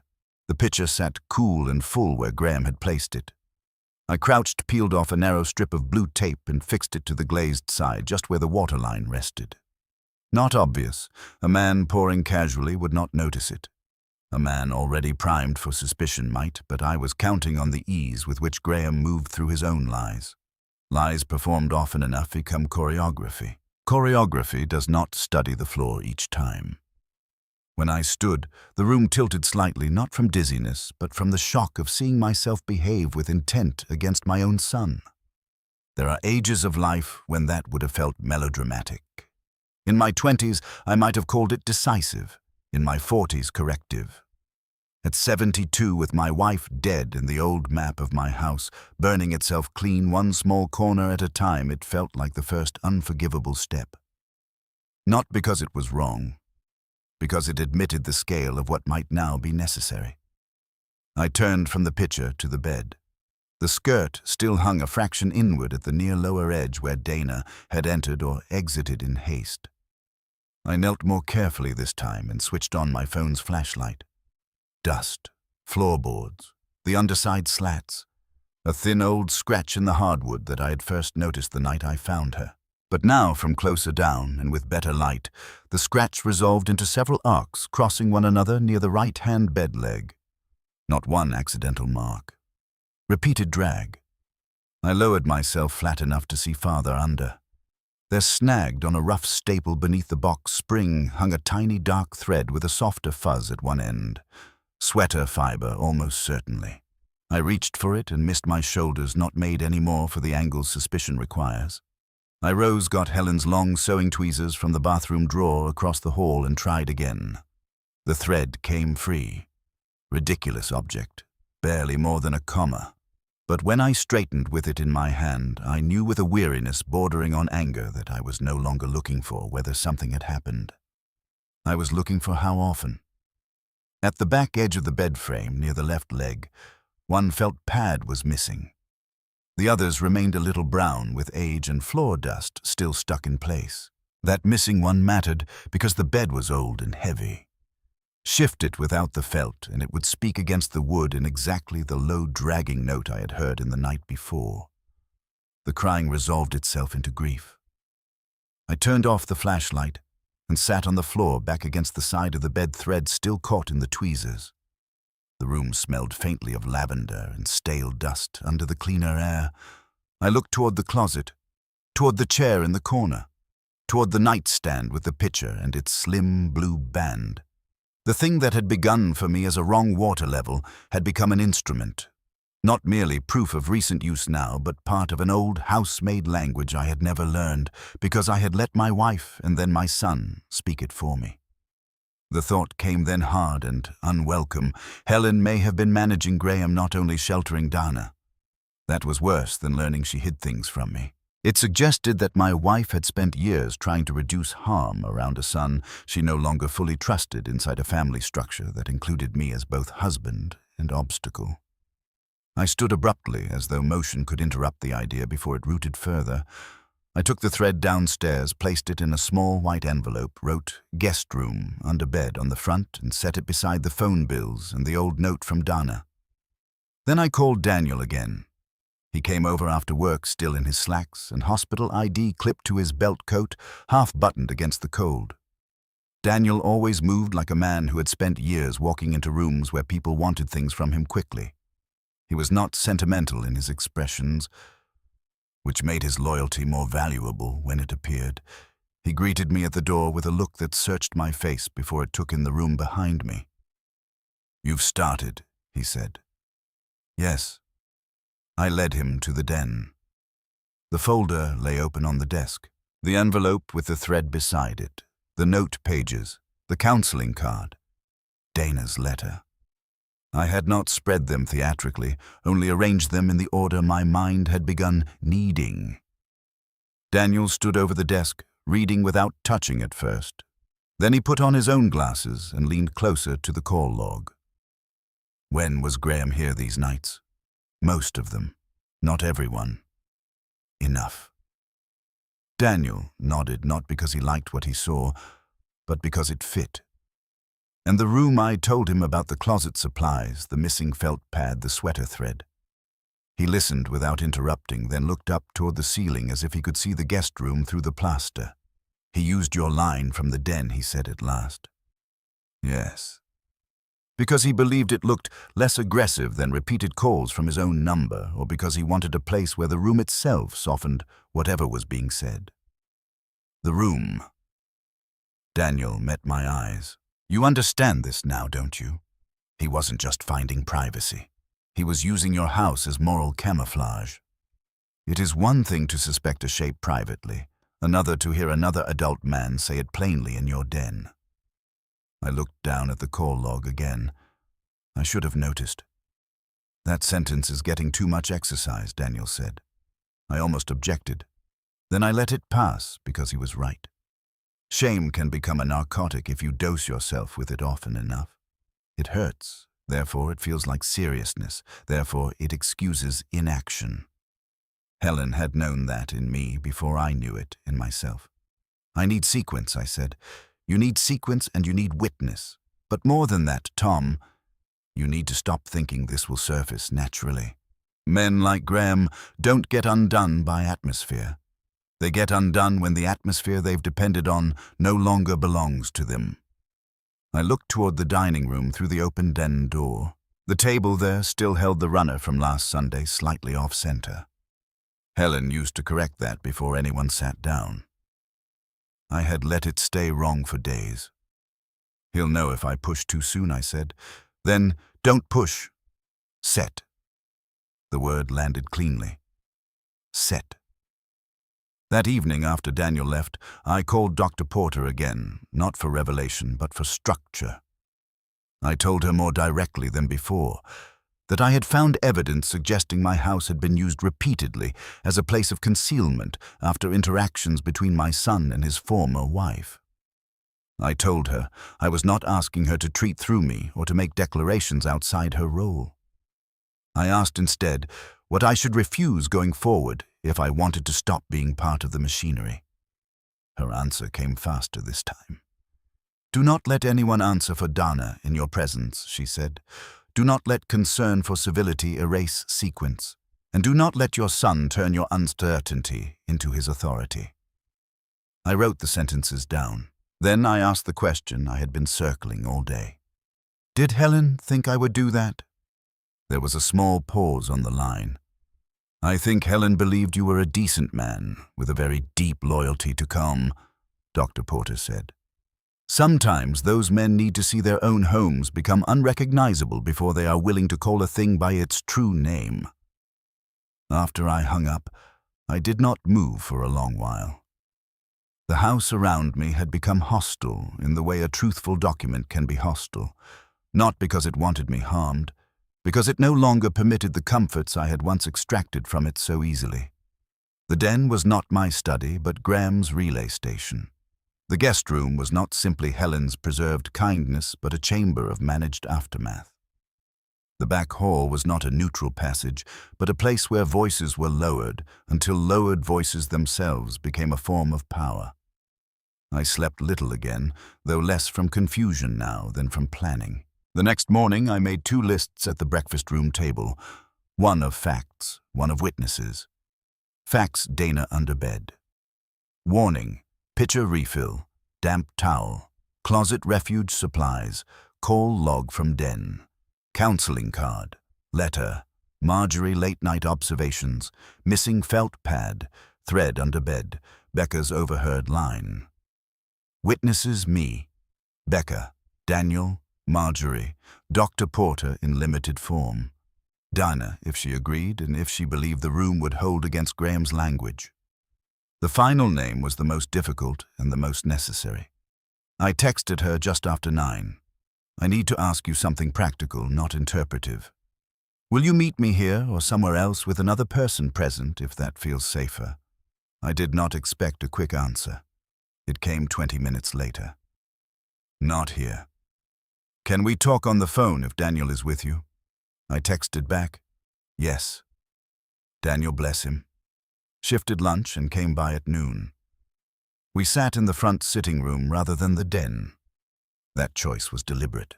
The sitting room was formal. In the old sense chairs, people kept their backs straighter in a narrow table with a lamp Helen inherited from her aunt, 2 long windows facing the street. You could not sprawl there. You could not pace privately. It was not a room one used to rearrange people. It was a room one used to state things. Dana answered on the second ring.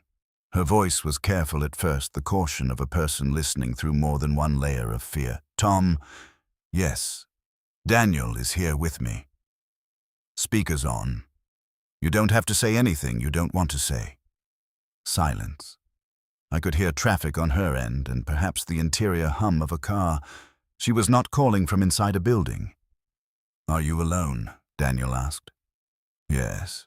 Are you safe enough to talk for a few minutes?" Another pause.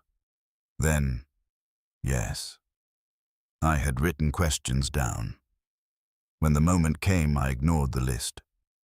"How many times have you stayed in that room?" I asked. No answer came for so long, I thought the line had failed. Finally, "Do you want the number or the type?" Daniel looked at me. I felt something inside me coldly rearrange. "The truth," I said. A small sound from her, not laughter. "Worse." "Recognition." "More than once," she said. "Less than 20. More than 5. I closed my eyes briefly. Was Helen aware each time? Yes. The word made the air in the room thin. Did Graham know? Yes. In what sense? In every sense. Her breathing shifted. She was steadying herself to step onto ground she had spent years avoiding. He would call, she said, or he would come by, or we would have one of those conversations where he needed me to understand what I had done to him by saying something in the wrong tone or in the wrong order or in front of the wrong person. And if I got turned around enough, if I started feeling like language had gone slippery, I would leave. Sometimes I'd go to a parking lot for an hour. Sometimes your house. Why my house? Another pause. Because your wife knew how to make it feel like I didn't have to explain myself before I stopped shaking. The sentence was so painfully in character for Helen that it almost bent me. And me, I asked before I could stop myself.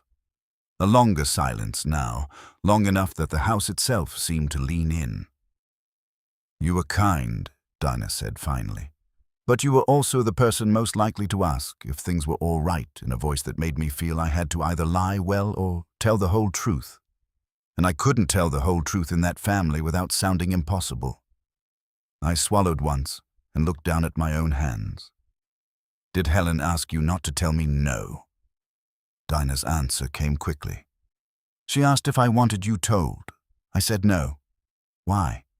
Because I thought if I had to explain it to you while it was still happening, I would hear myself and decide it was me. Graham was very good at making sequences sound like isolated misunderstandings.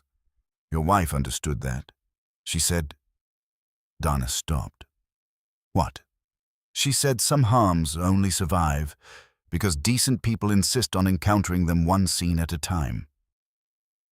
The room went very still. Helen had said that. I knew she had. I could hear the rhythm of it, the slight wryness under the sorrow. My wife, who hated grand pronouncements in company, had apparently been making them elsewhere while I admired her composure and missed their target. Daniel asked quietly, Dana, when you were in the guest room last week, why did you get under the bed? There it was. The question I had not asked directly because part of me still feared the answer would force immediate action beyond planning. Dana breathed in out. Because I heard him on the stairs before I heard Mr. Harrow. Mr. Harrow. Even now she gave me formality where the family gave each other blood. And Daniel said, and because being visible before he knew what I would say, felt worse. No one in the room moved. Finally, I said, did Helen know it had reached that point? Yes, Dana said. The word entered me like a blade slid cleanly between ribs. When? Not at first. Later. How much later? I don't know, but she did know something else. I heard it before she said it. There was a night, Dana said, about 8 months before Helen got sick enough that she stopped moving around much. I came over after one of those talks. Graham was already here. He had called the house. He was in the den. Your wife met me at the side door and put me upstairs. She went down to speak to him before she brought me water. When she came back, she looked different. How? She looked, Donna said, and her voice thinned with the effort of exactness, like she had just learned that being the peacekeeper in the room was no longer enough to keep anyone safe. I looked toward the front window because there was nowhere else to look. Did she tell me that I asked, although I already knew? No. After the call ended, Daniel remained seated in the front room while I stood at the mantel, one hand on its edge. The house had become almost aggressively polite in its silence. A delivery truck rolled past outside. From the kitchen came the slow click of the old freezer in the basement cycling on. Somewhere upstairs, one floorboard adjusted to the colder day. Every sound made it clearer that the architecture of this story was not dramatic in the ways people often demand from wrongdoing. It was domestic, repetitive, performed inside ordinary hours and furnished with ordinary objects. That was what made it hard to resist. That was what had made it mine. Daniel said, "You know what Sunday is?" "Sunday," I said blankly. "Your family dinner." I turned toward him. We had kept a loose Sunday pattern for years. Not every week after the children were grown, but often enough that it still counted as family weather. Supper around 5. Whoever could come did. Roast chicken sometimes pasta, sometimes whatever had become practical with grief and age. Since Helen died, the dinners had thinned, but not vanished. Graham came most reliably. Becca and Daniel, when Josh's schedule allowed. Sometimes no one, and I called it weather too. I looked at the dining room through the front room archway. The table sat there with its runner and bowl of pears going speckled at the edges. Yes, I said. Daniel stood. Use it. I said nothing. Don't look at me like that, he said. You already know private clarity isn't enough. If this stays in one-on-one conversations, Graham owns it. He has too much practice there. You're telling me to convene my family like a board hearing. I'm telling you to make the room stop belonging to him. The sentence was right and hateful. After he left, I called Marjorie and asked if she would be willing to write down exactly what she had seen over the years. Dates, if possible, seasons, if not order of events, no interpretation. She did not hesitate. If I put this in writing, she said, I'm crossing a line I once told myself was polite. I know. So am I, she said. She brought the note over at 4. 2 pages in her clean slanted hand. Careful image-based, stronger than sentiment. Spring rain, Helen at side door, Dana late no coat, guest room lamp, white pitcher, Graham at curb once not coming in.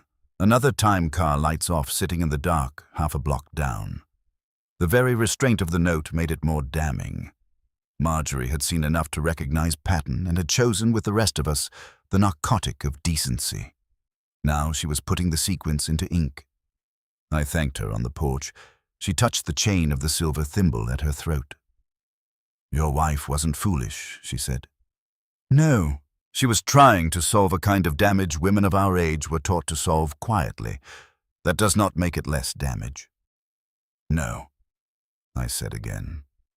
After she left, I went upstairs one more time before dusk. The guest room had become my evidence room now, though no tape bordered its doorway and no badge hung from my belt. On the nightstand, the blue tape still marked the waterline in a neat, discreet strip. Good. No one had refilled it today. No one had used it, or if someone had, they had not dared disturb the line. Already my little act had changed the room's terms. Observation itself alters behavior. That too was a lesson I should have learned earlier in life than I did. I stood at the window and looked down into the side yard. From there you could see the flagstones, the gate in the fence, the stretch of dark hedge along which Dana must have moved on those nights Marjorie saw her. A woman crossing a familiar yard toward a familiar side door, hoping not to have to explain the look on her face. And upstairs my wife preparing the room. Downstairs, perhaps my son in the den using my phone line, my lamp, my walls, my respectable address. The betrayal sharpened there into something morally cleaner and harder than grief. He had not only hurt Dana. He had used the structure of his mother's hospitality and his father's name to keep the hurt from taking on its proper social weight. That was not marital trouble. That was theft of moral shelter. I went downstairs and took out Helen's plain white serving dishes. I chose them intentionally. Not the blue-edged holiday set, not the mismatched pottery Becca liked, because it made meals feel casual and forgiving. The plain white ones Helen used when she wanted food, not tableware to carry the room. Plates without a mood. Dishes that did not perform mercy. I set them on the dining room sideboard, one by one, each small click of ceramic on wood, sounding more deliberate than it should have. Then I called Becca. I'm having Sunday dinner, I said when she answered. She was silent for a beat. All right. I want you and Daniel here. We'll come. I'm inviting Graham. Another pause, shorter this time. I assumed. And Dana. The silence deepened. Do you think she'll come? Becca asked. I don't know. Do you think she should? The question angered me in a way I had not expected, perhaps, because it carried the old caution in such a familiar register. I think I said that this family is done deciding what another person can bear because we're afraid of what happens if she speaks.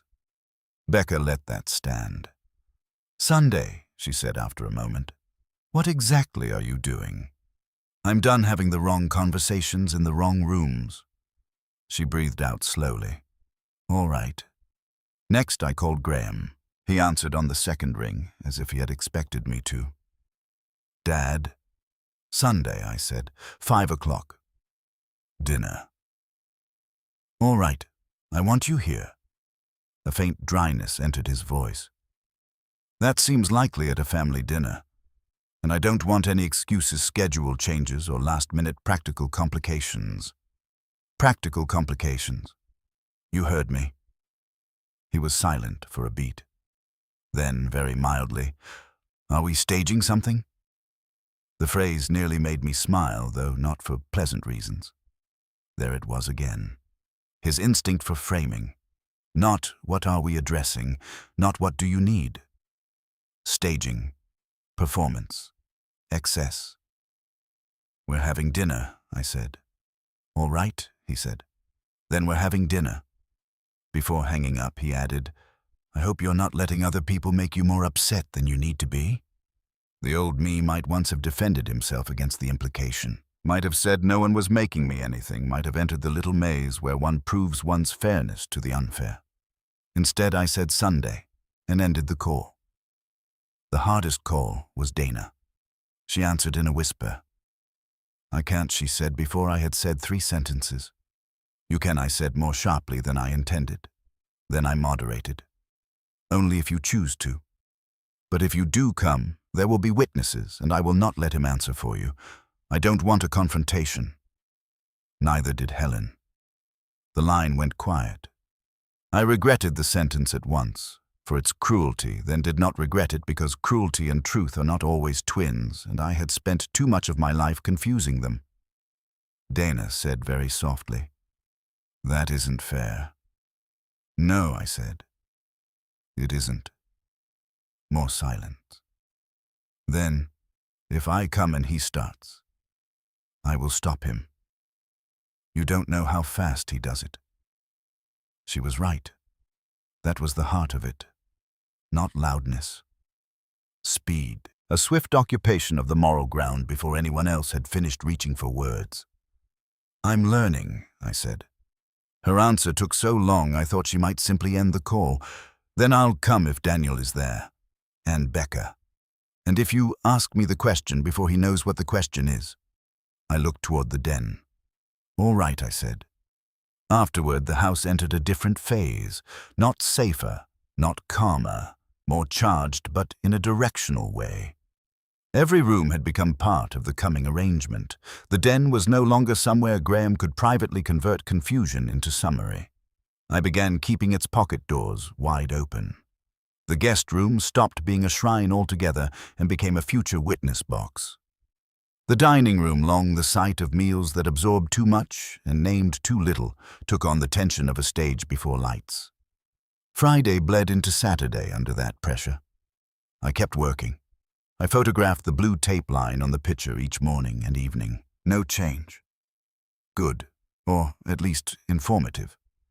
I photographed the underside scratch marks and the missing felt pad on the bed leg. I copied Marjorie's note and put the original in an envelope.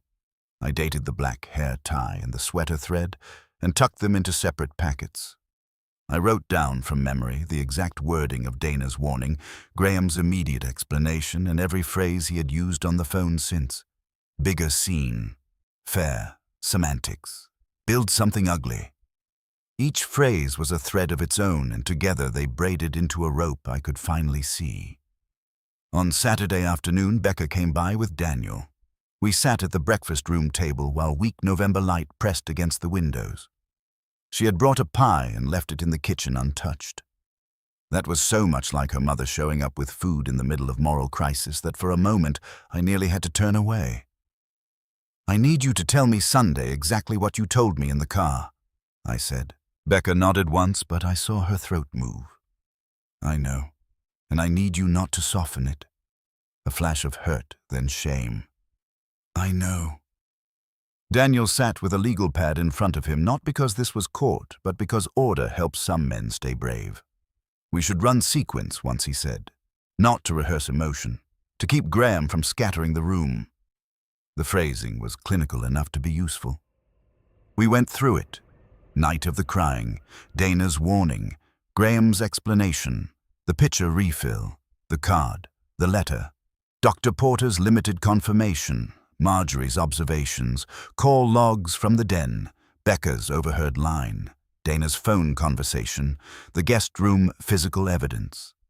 We did not embroider. We did not speculate beyond what each person could own.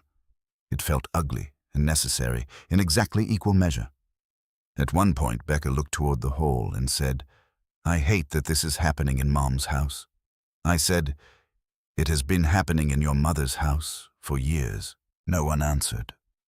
That night, after they left, I stood in the dining room with the lights off.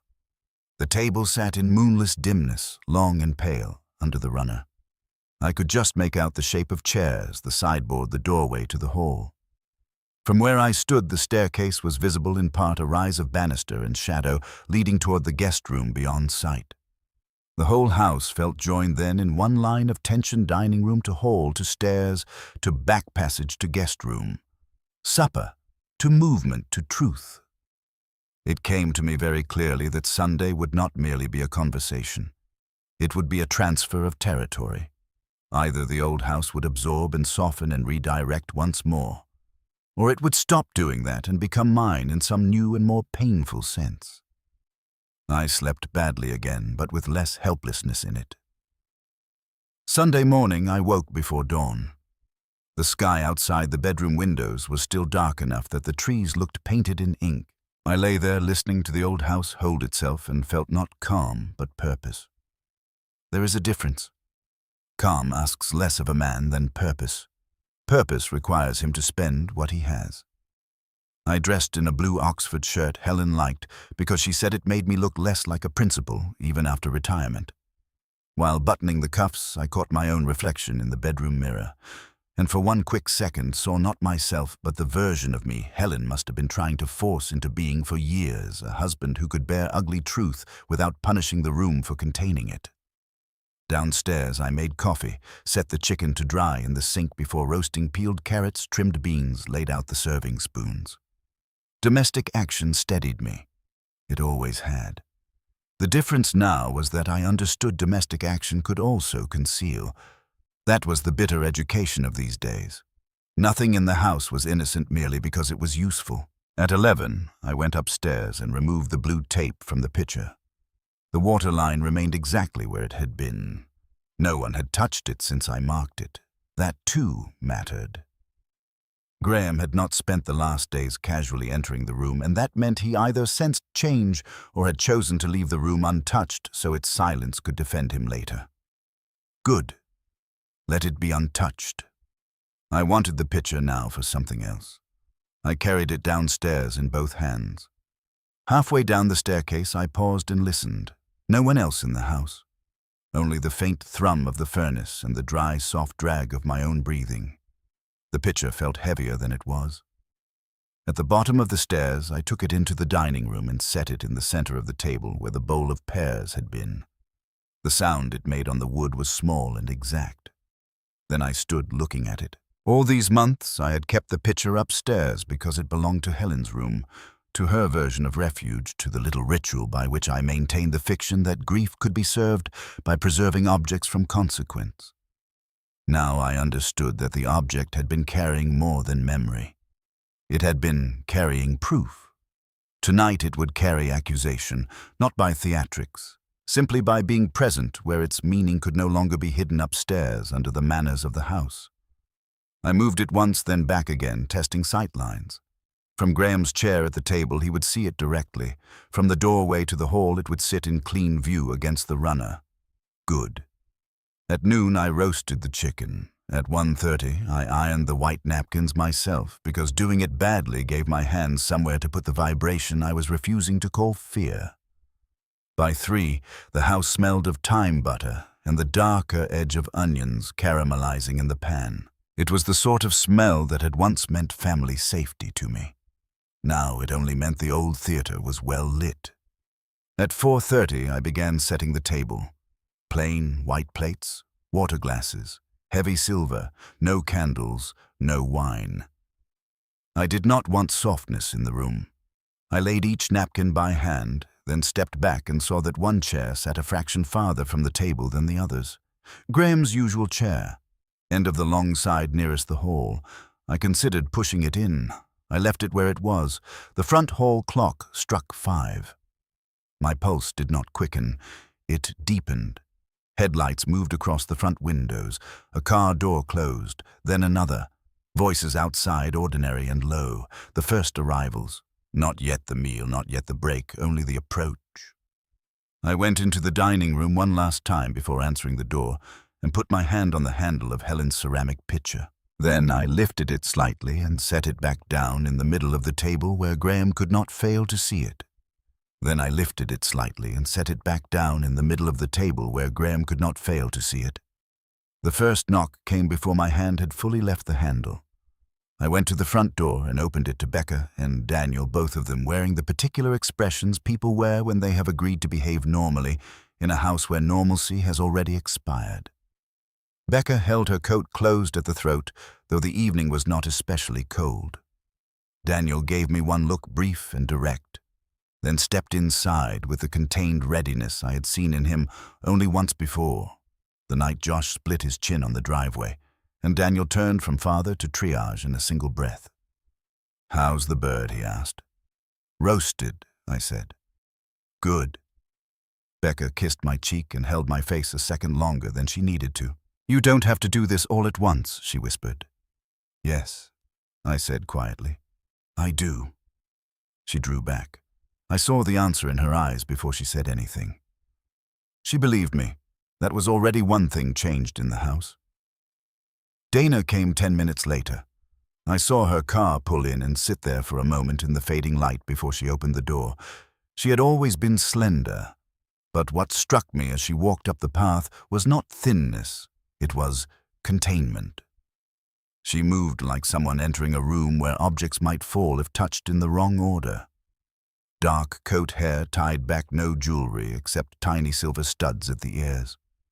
She looked tired in the old way, not from one bad week but from years of making herself comprehensible to a person committed to misunderstanding her in useful ways.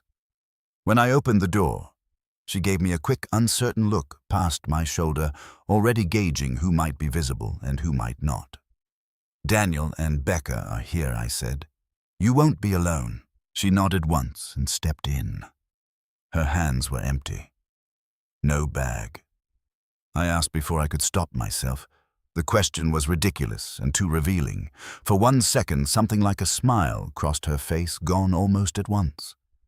"No," she said, "not tonight." I took her coat and hung it in the hall closet among the others. Even that small act felt different now. The old reflex to make a house easy on the entrance was no longer neutral. I had to mean it. Graham arrived last, his car door shut with its usual contained firmness. He came in carrying a bottle of red wine and wearing the blue sweater Helen had once bought him because she said it softened his shoulders. I had hated that sweater from the first time I saw it on him, though. I never admitted it because it made him look precisely as he wished to look, thoughtful. Civilized, faintly burdened by the inadequacies of the rest of us. He stepped into the hall, saw Dana, saw Daniel, saw Becca, then looked at me. "Well," he said lightly. "The whole board made it." I took the bottle from his hand and set it on the hall table without thanking him. "No wine tonight," I said. His eyes moved to my face, then beyond me, toward the dining room. He saw the pitcher at once. It was a very small thing, but when his gaze landed on it, something minute altered in the set of his mouth. Not fear. Not yet. Recognition, perhaps, or irritation that an object he had counted on remaining upstairs in another register of meaning had been carried into common space. "Interesting centerpiece," he said. "It belongs to the evening," I said. Nobody laughed. Becca moved first, going into the dining room with the kind of briskness women learn when they intend to keep a room from splintering too early. Dana followed more slowly. Daniel stayed near the archway between dining room and hall. Graham took his usual chair and seemed to realize what he had done only after he sat. The pitcher stood directly in his line of sight. To his left, the hall opened toward the staircase. Behind me, the kitchen smell of thyme and roasted chicken kept pressing its absurd domestic argument that this was still only Sunday supper. I served the meal myself. The ordinary business of passing food was almost unbearable in its courtesy.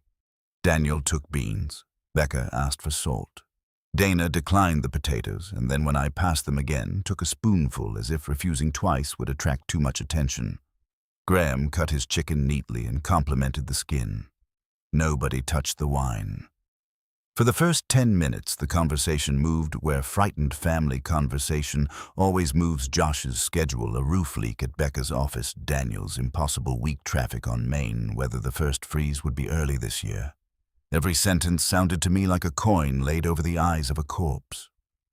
Graham tried hardest, which was itself a kind of revelation. Dad. He said at one point, I passed that place on Livingston with the hydrangeas Helen loved. They've redone the whole front bed. She would have had opinions. The sentence landed in the middle of the table like bait. A year ago, I would have taken it. I would have let him steer us into mourning, because mourning is softer than judgment and often more flattering. Tonight I only looked at him. Yes, I said. She would have. Silence took the room for half a beat, and then loosened again into the scrape of forks, the clink of water glasses, the little bodily noises of people trying to persuade themselves they are still at a meal. Dana kept her eyes on her plate. Becca had gone pale in the cheeks. Daniel was not eating much at all. I let another minute pass, then I put down my fork and said, We're not doing this downstairs. No one moved. Graham smiled faintly, still working the old register. Doing what? This, I said. I stood up. It is a strange thing how much of authority remains in the body even after retirement and grief and all the little erosions of age. I'd spent decades rising from chairs in rooms where adolescents were lying to me badly. I had learned that timing matters more than volume, and that if you rise at the right moment without haste, other people often feel the floor shift before they know why. I had not used that part of myself in a long time. It came back cleanly. I picked up the pitcher from the center of the table. The sound of ceramic lifting off wood was small and exact. Bring your plates if you like, I said, but we're finishing this upstairs. Becca inhaled sharply. Graham did not stand. Dad. I looked at him. Now. His eyes flicked once to Dana, once to Daniel, then back to me. In another room on another night, he might have smiled and told me I was overtired, overreacting, making spectacle. But I had moved first, and in silence, and the room had followed. That mattered. Daniel stood. Let's go. That was enough to break the stillness. Chairs scraped. Becca rose with one hand on the table. Dana hesitated only a second, then stood too. Graham remained seated just long enough to mark his resistance, then got up with a visible effort at self-command that would once have looked to me like patience. Now it looked like recalculation. I carried the pitcher through the hall and up the stairs. The old wood took our weight in sequence. Mine first, then Daniel's measured tread, Becca lighter behind him. Dana so quiet on the runner, I heard her only once. The boards took her, Graham last. We must have looked if any neighbor had seen us through the front windows like a family going upstairs to inspect a leak or a stain. That is how houses hide things. Their most consequential processions are usually mistaken for practical ones. At the top of the stairs, I turned not to our bedroom, but to the guest room. The door stood open. I went in and set the pitcher back on Helen's walnut nightstand, where it belonged, and where for years it had not meant what I thought it meant. Then I turned so I could see all of them. The room changed with bodies in it. Becca near the dresser. Daniel by the chair in the corner. Dana just inside the door, not entering far enough to feel trapped. Graham in the back hall with one hand on the casing, already placing himself in threshold position, as though if he could own the doorway, he might still own the route, meaning took in and out of the room. Shut the door, Daniel, I said. Graham spoke for the first time since we left the table. That's unnecessary. Daniel shut it anyway. The click of the latch was soft. It altered everything. I looked at Graham. No. What's unnecessary is your having used this room for years and expected all of us to keep acting as though it meant only what you found convenient. His face did not change at once. That was one of the things that had made him dangerous. He could take a direct blow without visibly flinching long enough to persuade others it had never landed. I don't know what performance you think you're stopping, he said, but if this is about last week, we already discussed it. No, I said. You discussed it. We listened. He began to answer, and I held up a hand. You do not speak next, I said. It was the first time in my life I had spoken to my son like that. He went still. I turned to Dana. I'm going to ask you the question before anyone else gets to shape it. How many times have you stayed in this room because you needed to get away from Graham after one of his conversations? Her eyes moved once toward him, then back to me. Do you want me to say what I told you on the phone, she asked, or the number he'd call acceptable? Say what is true. More than 5, she said. Less than 20. The room absorbed it. No drama, no gasp. Just fact placed where soft language had once lived. Graham let out a breath through his nose. That is such a manipulative way to frame. Stop, I said. He did, perhaps because my tone surprised him, perhaps because for the first time there were too many people in the room already primed to hear the pattern rather than the surface. I looked at Becca. Tell them what you heard. She shut her eyes, once opened them, and faced not Graham, but the marsh print over the dresser, as if easier truths lived there than in human faces. It was here, she said. I came by one evening to return Mom's serving dish. I heard Graham and Dana in the back hall. He was talking in that low voice he uses when he's angry and doesn't want to sound angry. I heard him say, if you insist on saying it that way, no one is going to know what to do with you. And then I heard Dana say, please don't make me explain it again. A colorless flush rose in Graham's throat. That was years ago, he said. And you're quoting fragments. Yes, I said. Fragments are what all of us used to survive with. We're done with fragments. I crossed to the chair and picked up the folded gray throw from where I had left it earlier. This blanket was under the bed with Dana last week. There's fiber from her sweater still caught beneath the frame. I pulled the small white envelope from my pocket and placed it on the bed. Graham gave a short, disbelieving laugh, the first sign his composure was becoming effort rather than skin. You bagged a thread. Yes, you are out of your mind. The phrase was too naked for him. I saw him realize it almost as soon as he said it. Too much contempt too early. Dana made a small sound in the back of her throat. Not fear, recognition. I walked to the lower corner of the bed skirt and lifted it. The room's light went under there in a weak yellow plane, enough for all of them to see the scratch arcs on the wood, the missing felt pad, the altered underside. Nothing theatrical, nothing a television writer would choose because it lacked glamour, which was precisely why it mattered. This bed did not become a hiding place by accident one bad night, I said. The floor says so. Graham stayed where he was in the hall, but his hand dropped from the casing. This is insane, he said. Beds get moved, floors get marked, dust exists. Yes, Daniel said quietly from the corner.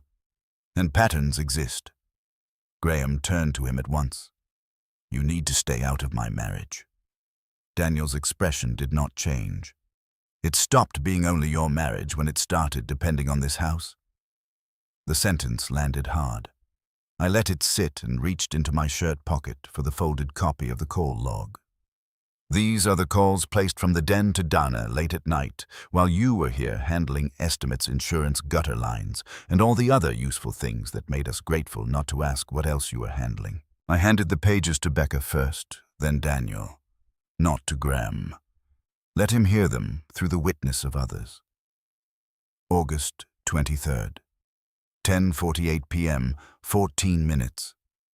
August 24th, 11:12 p.m., 9 minutes. September the 10th, 11:46 p.m. 22 minutes. September 28th, 12:18 a.m., 18 minutes. From my house. From my den. Graham's jaw worked once. So I called her. Yes.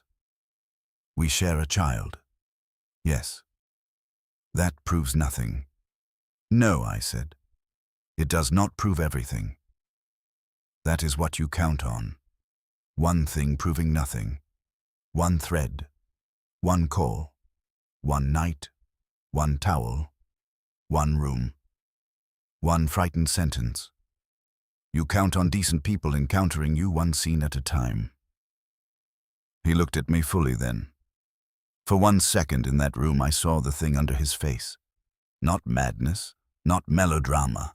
Something colder and more domestic than either. Private contempt for the burden other people's perceptions placed on him. Contempt held under reason like fire under a pan. "Mom said that to you?" he asked. It was the first truly wrong-footed question he had asked all evening.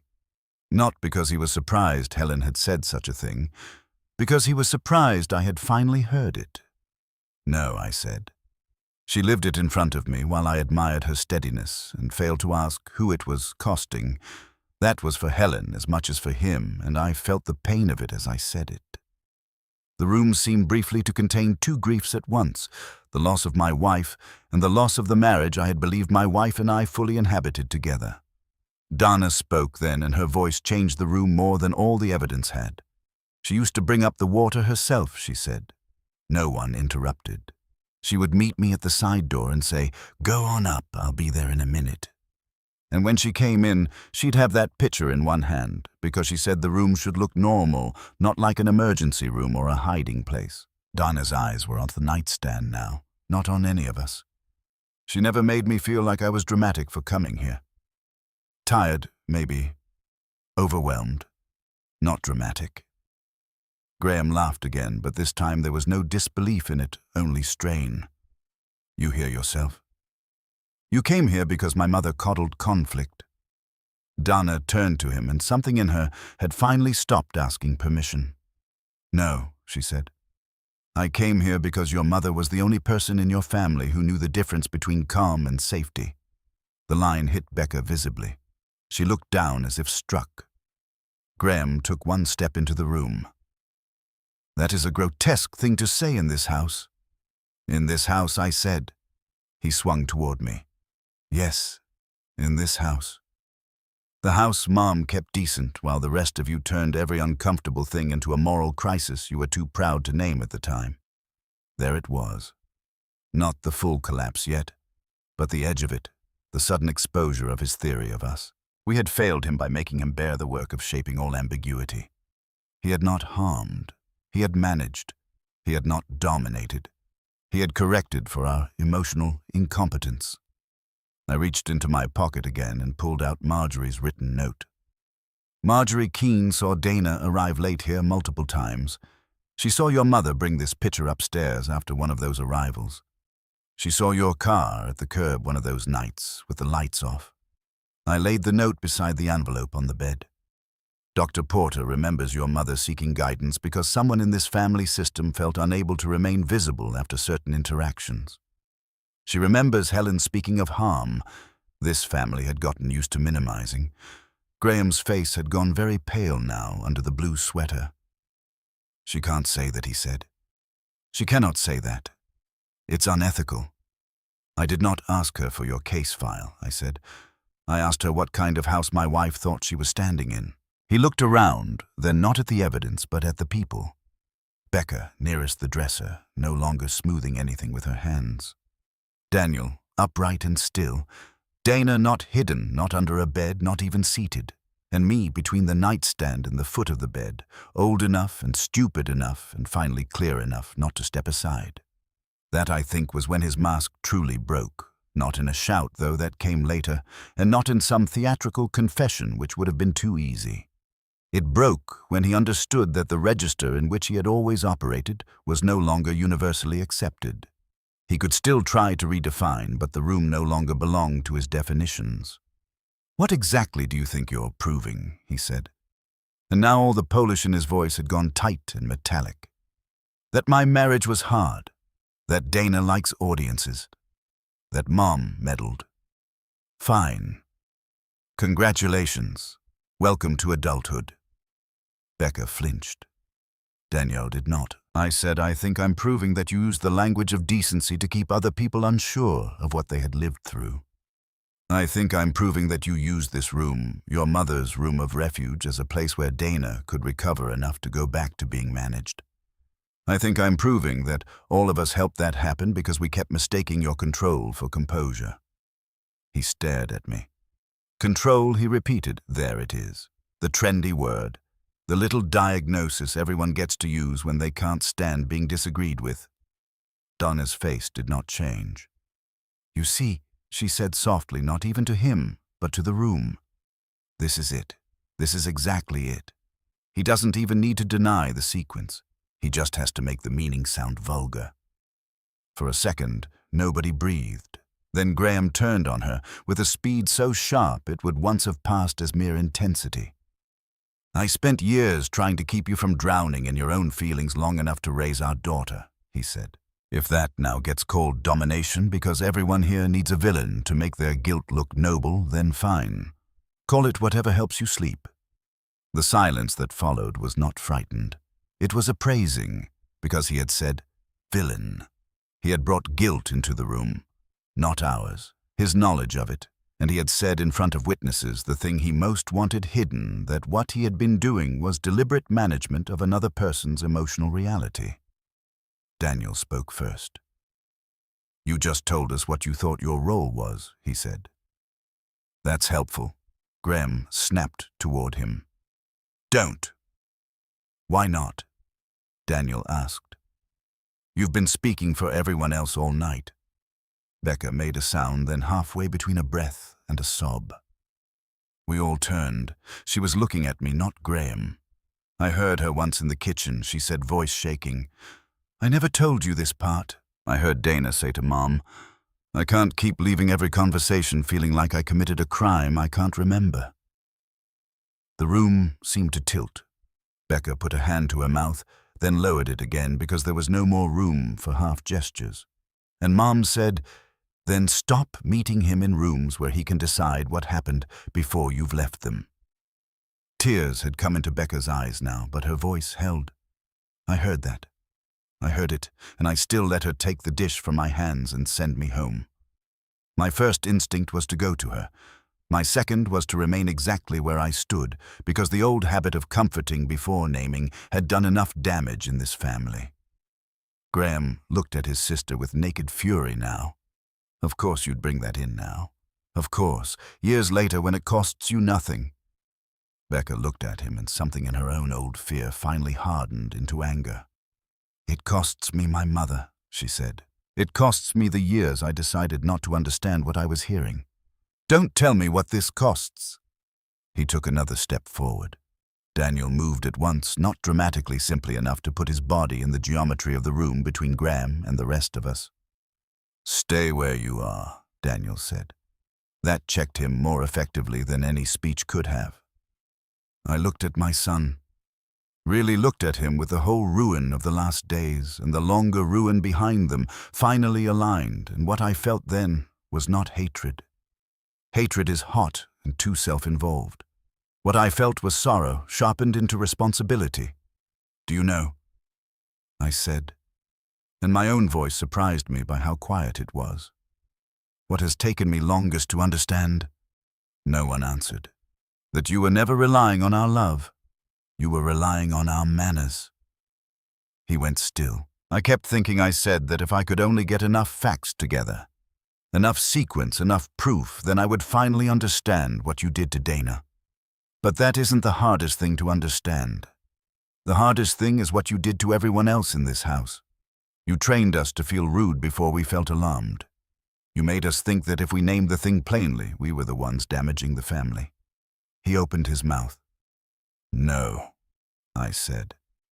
And this time the word had everything in it I had been withholding for decades from every room that needed it. No. You do not get to correct me while I say this. Your mother was not foolish. She was not weak. She was trying to keep a damaged piece from becoming a public wound, and she was wrong to try it as long as she did. I was wrong in a different way. I saw what my own comfort allowed me to see. I let kindness become an excuse not to know. That is on me. It will stay on me. But what stays on you is that you learned exactly how that house was built by her hospitality, by my reluctance to shame anyone, by your sister's instinct to smooth by, all of us thinking decency meant lowering our voices, and you turned all of it into cover. No one moved. The house itself seemed to have gone silent around us, as if listening from every other room. I went on. You used this room because it looked merciful. You used the den because it looked practical. You used my number because it looked harmless. You used your mother's habits because they looked loving. And every time someone faltered, you were there first with a calmer word for what had happened than the truth would allow. That ends now. By the time I finished, Becca was crying openly. Not hard, not theatrically, quietly with the grief of a woman old enough to understand what it means to have missed the wrong thing for years. Dana had not moved at all. Graham looked at me as if he did not recognize the species of man standing where I stood. Then very softly he said, "You are enjoying this." The sentence was so obscene in its confidence that for one instant I felt only astonishment. "No," I said. "That is how a man like you would imagine courage if he had to borrow it from someone else." Something snapped in his face then. Not into violence, into revelation. The restraint did not vanish. It curdled. "Fine," he said. "Fine. You want plain speech? Here it is. Dana is unstable. She has always been unstable. Mom indulged that because Mom had a weakness for making the most fragile person in the room feel like the most important one. You confuse that with moral bravery because the dead can't complicate their own reputations. And now, you're all standing here constructing a family myth out of ordinary marital ugliness because none of you can tolerate how much of your lives are built on people managing each other badly. Nobody answered him. He looked from face to face and found, I think for the first time in his life, that no one was hurrying to meet him halfway in the interpretation. Dana was the one who spoke. "You know what the worst part was?" she asked. He did not look at her. The worst part was not that you could argue every feeling until I no longer knew what I had meant. It was that you made gratitude feel like proof I was wrong. If you brought me tea after, if you said you were trying so hard, if you lowered your voice and told me this was all because you cared what happened to our family, then suddenly I was the one who had made something ugly by feeling injured. Her voice remained level. That was what made it devastating. "And your mother knew it," Dana said. "She knew exactly what shape it was, even if she didn't know how to stop it. She knew because she would look at me and ask, 'Do you know what he thinks happened?' Not what happened, what he thinks happened. She knew." That restored something to Helen in the room, not innocence, which would have been false, but dignity. She had not failed because she was blind. She had failed because she was trying to contain a thing that required exposure, and by the time she understood that fully, she had already taught the rest of us too well how to survive on partial truth. Graham's shoulders had gone rigid. The blue sweater seemed suddenly too small for the body inside it. "You're all insane," he said. "No," I said. "We are late." I stepped to the door and opened it into the back hall. The air out there felt cooler. "Here is what happens next," I said. No one interrupted. "Dana leaves this house openly. Not by side door, not after dark, not by arrangement. If she needs documents or support from the divorce or parenting process, Daniel and I will coordinate whatever is proper. Dr. Porter and Dana's attorney already know enough to understand that the pattern in this room is not confusion. You do not speak to her alone in my house again. You do not use my den, my line, my address, or my dead wife's habits as cover for one more conversation in which someone else leaves feeling they committed a crime they cannot remember. And you do not come here next week or the week after as if Sunday dinner still means what it used to." His head jerked toward me. You're banning me from my own family because Dana learned new therapy words. I could almost have admired the persistence of the mechanism if it had not harmed so much. I am barring you from this house, I said, because you have been using it to distort other people's reality and relying on our embarrassment to keep doing it. He laughed once too sharply. You can't prove distortion. You are proving it, Daniel said. Right now. That silenced him again, but only for a moment. He looked at me then with a contempt so open it felt almost like relief to receive it plainly at last. You were always the easiest, he said. The sentence did not wound me because I was prepared for it. It wounded the room because it confirmed everything. What does that mean? Becca asked, her voice breaking. He turned to her, as if he had forgotten she was there. It means Dad liked things orderly. It means if Mom and I kept the temperature low enough, he would call that goodness. It means every family has one person you pitch reality to first. No one breathed. Then Becca made a sound I will hear until I die. Not loud, not dramatic. Just the sound of a daughter understanding that her brother has spoken of their father not as a father, but as terrain. I did not raise my voice. Get out, I said. He stared at me. Now. For 1 second I thought he might refuse. Not because he wanted a physical scene.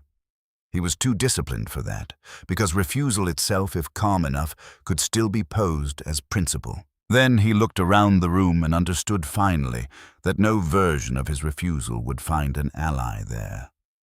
He moved. Not fast. He reached for his coat downstairs himself. He did not slam the front door. He did not curse. Men like Graham often believe that if they can preserve form, they can preserve substance. He left with the same controlled body he had used to enter the house. But the control no longer read as steadiness.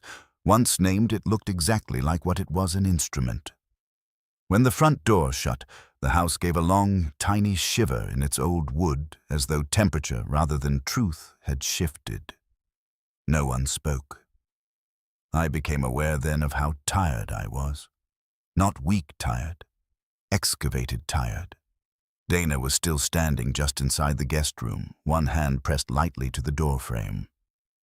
Becca had both palms flat on the dresser, as if holding herself upright by contact with furniture made by our mother's taste.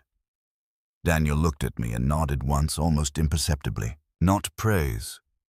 Confirmation. Then the practical aftermath began. And because it was practical, it was real.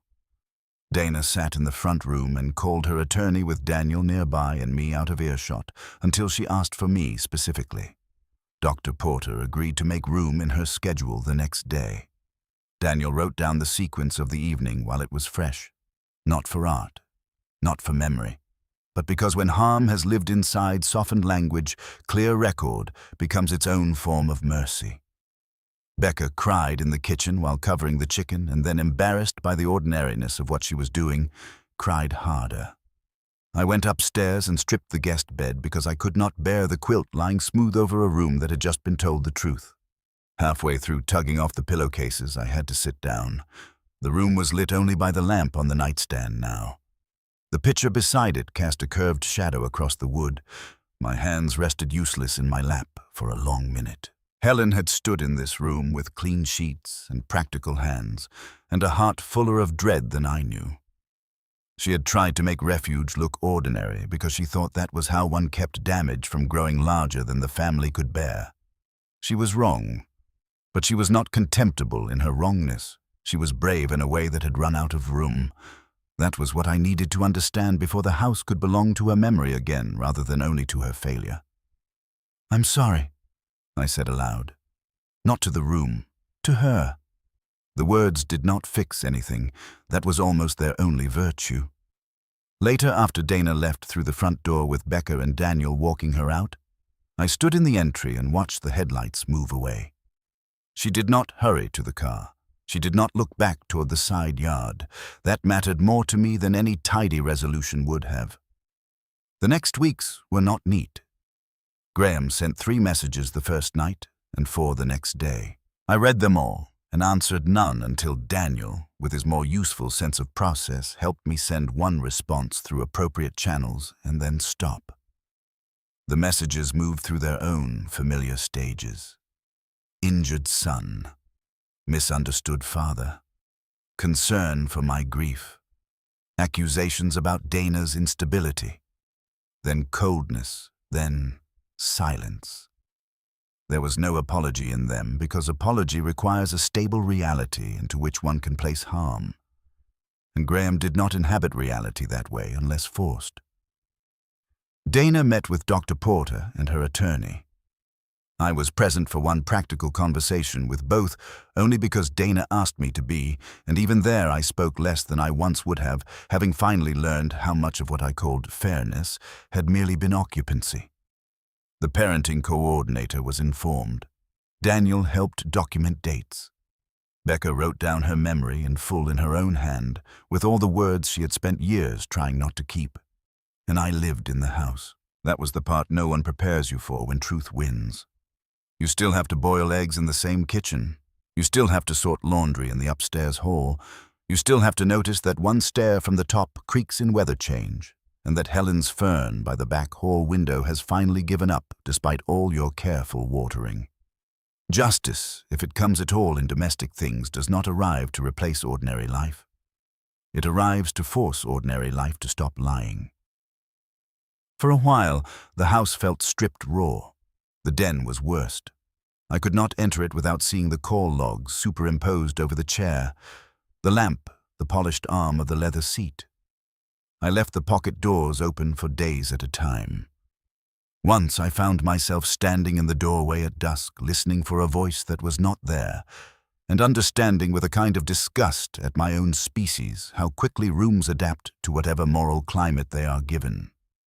A room used for concealment will feel secretive. A room used for reading can feel innocent.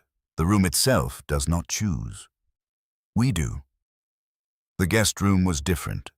It hurt more, but it hurt cleaner. I washed the sheets. I aired the mattress. I vacuumed under the bed myself and replaced the missing felt pad with 3 intact ones and a 4th from the hardware store because though the scratch marks would remain in the floor, I refused to preserve even one false relic of that old arrangement. I kept the closet supplies, but changed their order. Towels on the shelf, basket lower down, fresh toothbrushes, peppermint tea replaced, slippers gone. Not because slippers were guilty, but because they had belonged too specifically to repetition. One afternoon, Becca came over and found me standing in the closet with a stack of folded pillowcases in my hands. "You don't have to do this today," she said. "Yes," I said. "I do." She stood in the doorway a minute. Then she said, "I keep thinking about Mom saying not every ugly thing is danger." I turned to look at her. "She wasn't wrong all the time," Becca said quickly. "That's what's making me crazy." She wasn't wrong all the time. Most ugly things aren't. "No," I said, "they aren't." So how were we supposed to know? There it was. The daughter's question, but also my own. I set the pillowcases down on the shelf. We were supposed to know, I said, when one person kept leaving the room smaller and another kept leaving it clearer. We were supposed to know when privacy always benefited the same person. We were supposed to know when sequence kept disappearing and only someone's interpretation remained. Becca nodded slowly, absorbing it in the way people absorb a truth that will continue working on them after the conversation ends. "I loved him," she said after a while. "I know. I still do in whatever broken way a sister does after this." "I know." She wiped at one eye impatiently. "I hate that love doesn't solve anything." "No," I said. "It doesn't. It only tells you what the cost is." By December, the legal and therapeutic mechanisms outside the house had taken on their own slow official life, and I was grateful for their slowness. Quick solutions flatter the audience more than the people living them. Dana did not become instantly unafraid. Becca did not become instantly bold. I did not become instantly wise. Graham did not become penitent. The world infuriatingly continued to require groceries, snow-shoveling, prescription refills, and clear documentation. But the house changed, not in atmosphere, in use. One evening, Daniel and Becca brought Josh over after a school concert, and we sat in the dining room with chili and cornbread, while the boy talked too fast about a trumpet section disaster only he and 3 other 14-year-olds would ever remember. Halfway through the meal, I noticed something so small I almost missed its significance. No one lowered their voice when conversation drifted toward Graham. Not because we were being brave, because the old reflex had broken. We were not cruel. We did not turn him into table talk.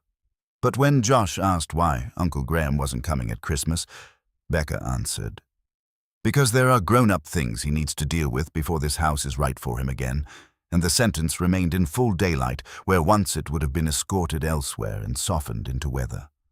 That was one kind of reclamation. Another came later, quieter. It was in early January, after the first serious snow.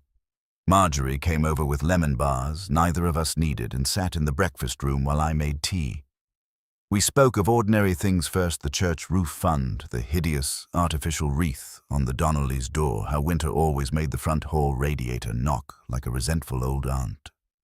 Then she looked toward the stairs and said, "How's the room?" I understood at once which one. "Better," I said. She nodded. After a pause, she said, "Your wife loved that room because it let her believe kindness could be prepared." I smiled faintly. "That sounds like her." "It also sounds," Marjorie said, "like a woman who thought preparedness could stand in for confrontation longer than it can." I poured the tea. "Yes." She was still brave. "Yes," I said, and this time the word had no confusion left in it. Marjorie accepted her cup and looked at me over the rim. "And so, are you finally?" That embarrassed me enough to make me almost dismiss it. Almost. Then I understood that dismissal would only be another form of old manners, and I let the sentence remain where she had placed it. By March, the map of my grief had altered. I still missed Helen every morning before my feet touched the floor. I still reached once every few days towards saying something to her out loud, and then stopped in the middle of the room, because speech to the dead is only comforting until it begins replacing speech to the living. But I no longer missed only the woman I had loved. I missed the woman I had failed to fully know while there was still time to be of use to her. That sharpened the grief, but it also dignified it. Love, if it survives, truth becomes less flattering and more real. In the spring, Dana came by one afternoon with Lila. Not for crisis, not to hide. For an hour on the side porch in daylight with coffee and one awkward plate of shortbread I had bought from the bakery because I am still not a man who bakes consolation into existence. Lila was taller than I had registered, all elbows and wary intelligence, and spoke little at first. Dana remained careful, but no longer looked as though the house itself might judge the angle of her shoulders. At one point, Lila asked if she could use the bathroom upstairs. The whole table paused just slightly. Then Dana looked at me.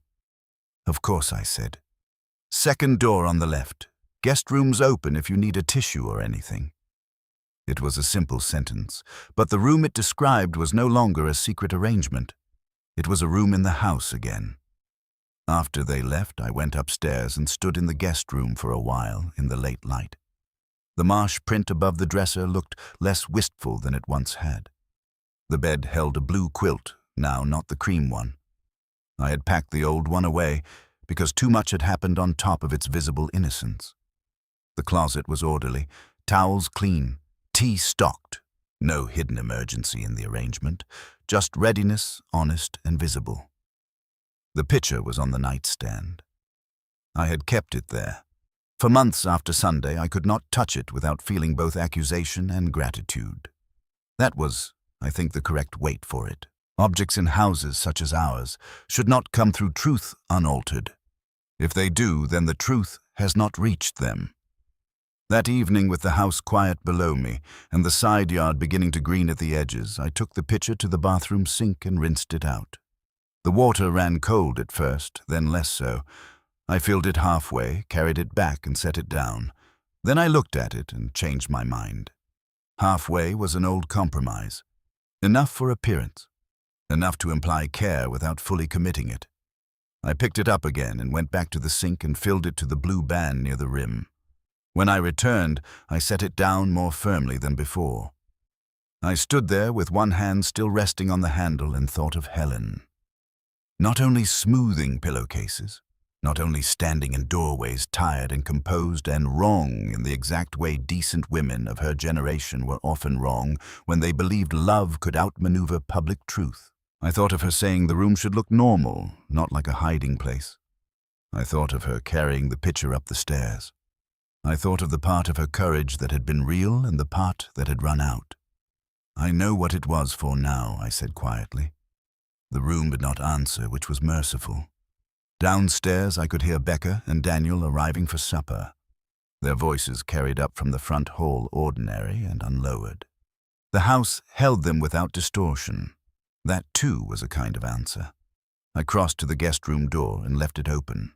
Then I went downstairs, greeted them, took Daniel's coat, asked Becca whether Josh had survived the chemistry exam, and returned to the kitchen where a pot of soup waited on the stove, and the windows over the sink held the last warm light of evening. The house smelled of onions and thyme again, but the smell no longer argued that ordinary life was innocent, only that it was continuing. After supper, when the dishes were done and the three of us lingered over tea in the breakfast room while the first spring rain began at the windows, I found myself listening not for what might be hidden, but for what no longer had to be. Chairs shifting, spoon against mug, Daniel laughing once briefly at some absurdity from work, Becca asking whether I still had the old bird guides Helen used to mark up with dates in the margins. Yes, I said, in the den. The den. I could say it now without feeling the room darken in my mouth. Later, after they had gone and the house had settled into its gentler night sounds, I went upstairs one last time before bed. The guest room waited with its small lamp off and its curtains half open to the wet dark outside. The pitcher stood full on the nightstand. The towels in the closet were folded. The rug by the bed was straight. Nothing in the room denied what it had been. Nothing in it served that purpose anymore either. I touched the handle once, then left the door open behind me. From the back hall I could see all in one line the guest room's warm dimness, the stairs descending, and the faint spill of kitchen light below. The house still belonged to grief. It always would. But grief was no longer the only thing keeping it ordered. Truth lived in it now, too less flattering and more trustworthy.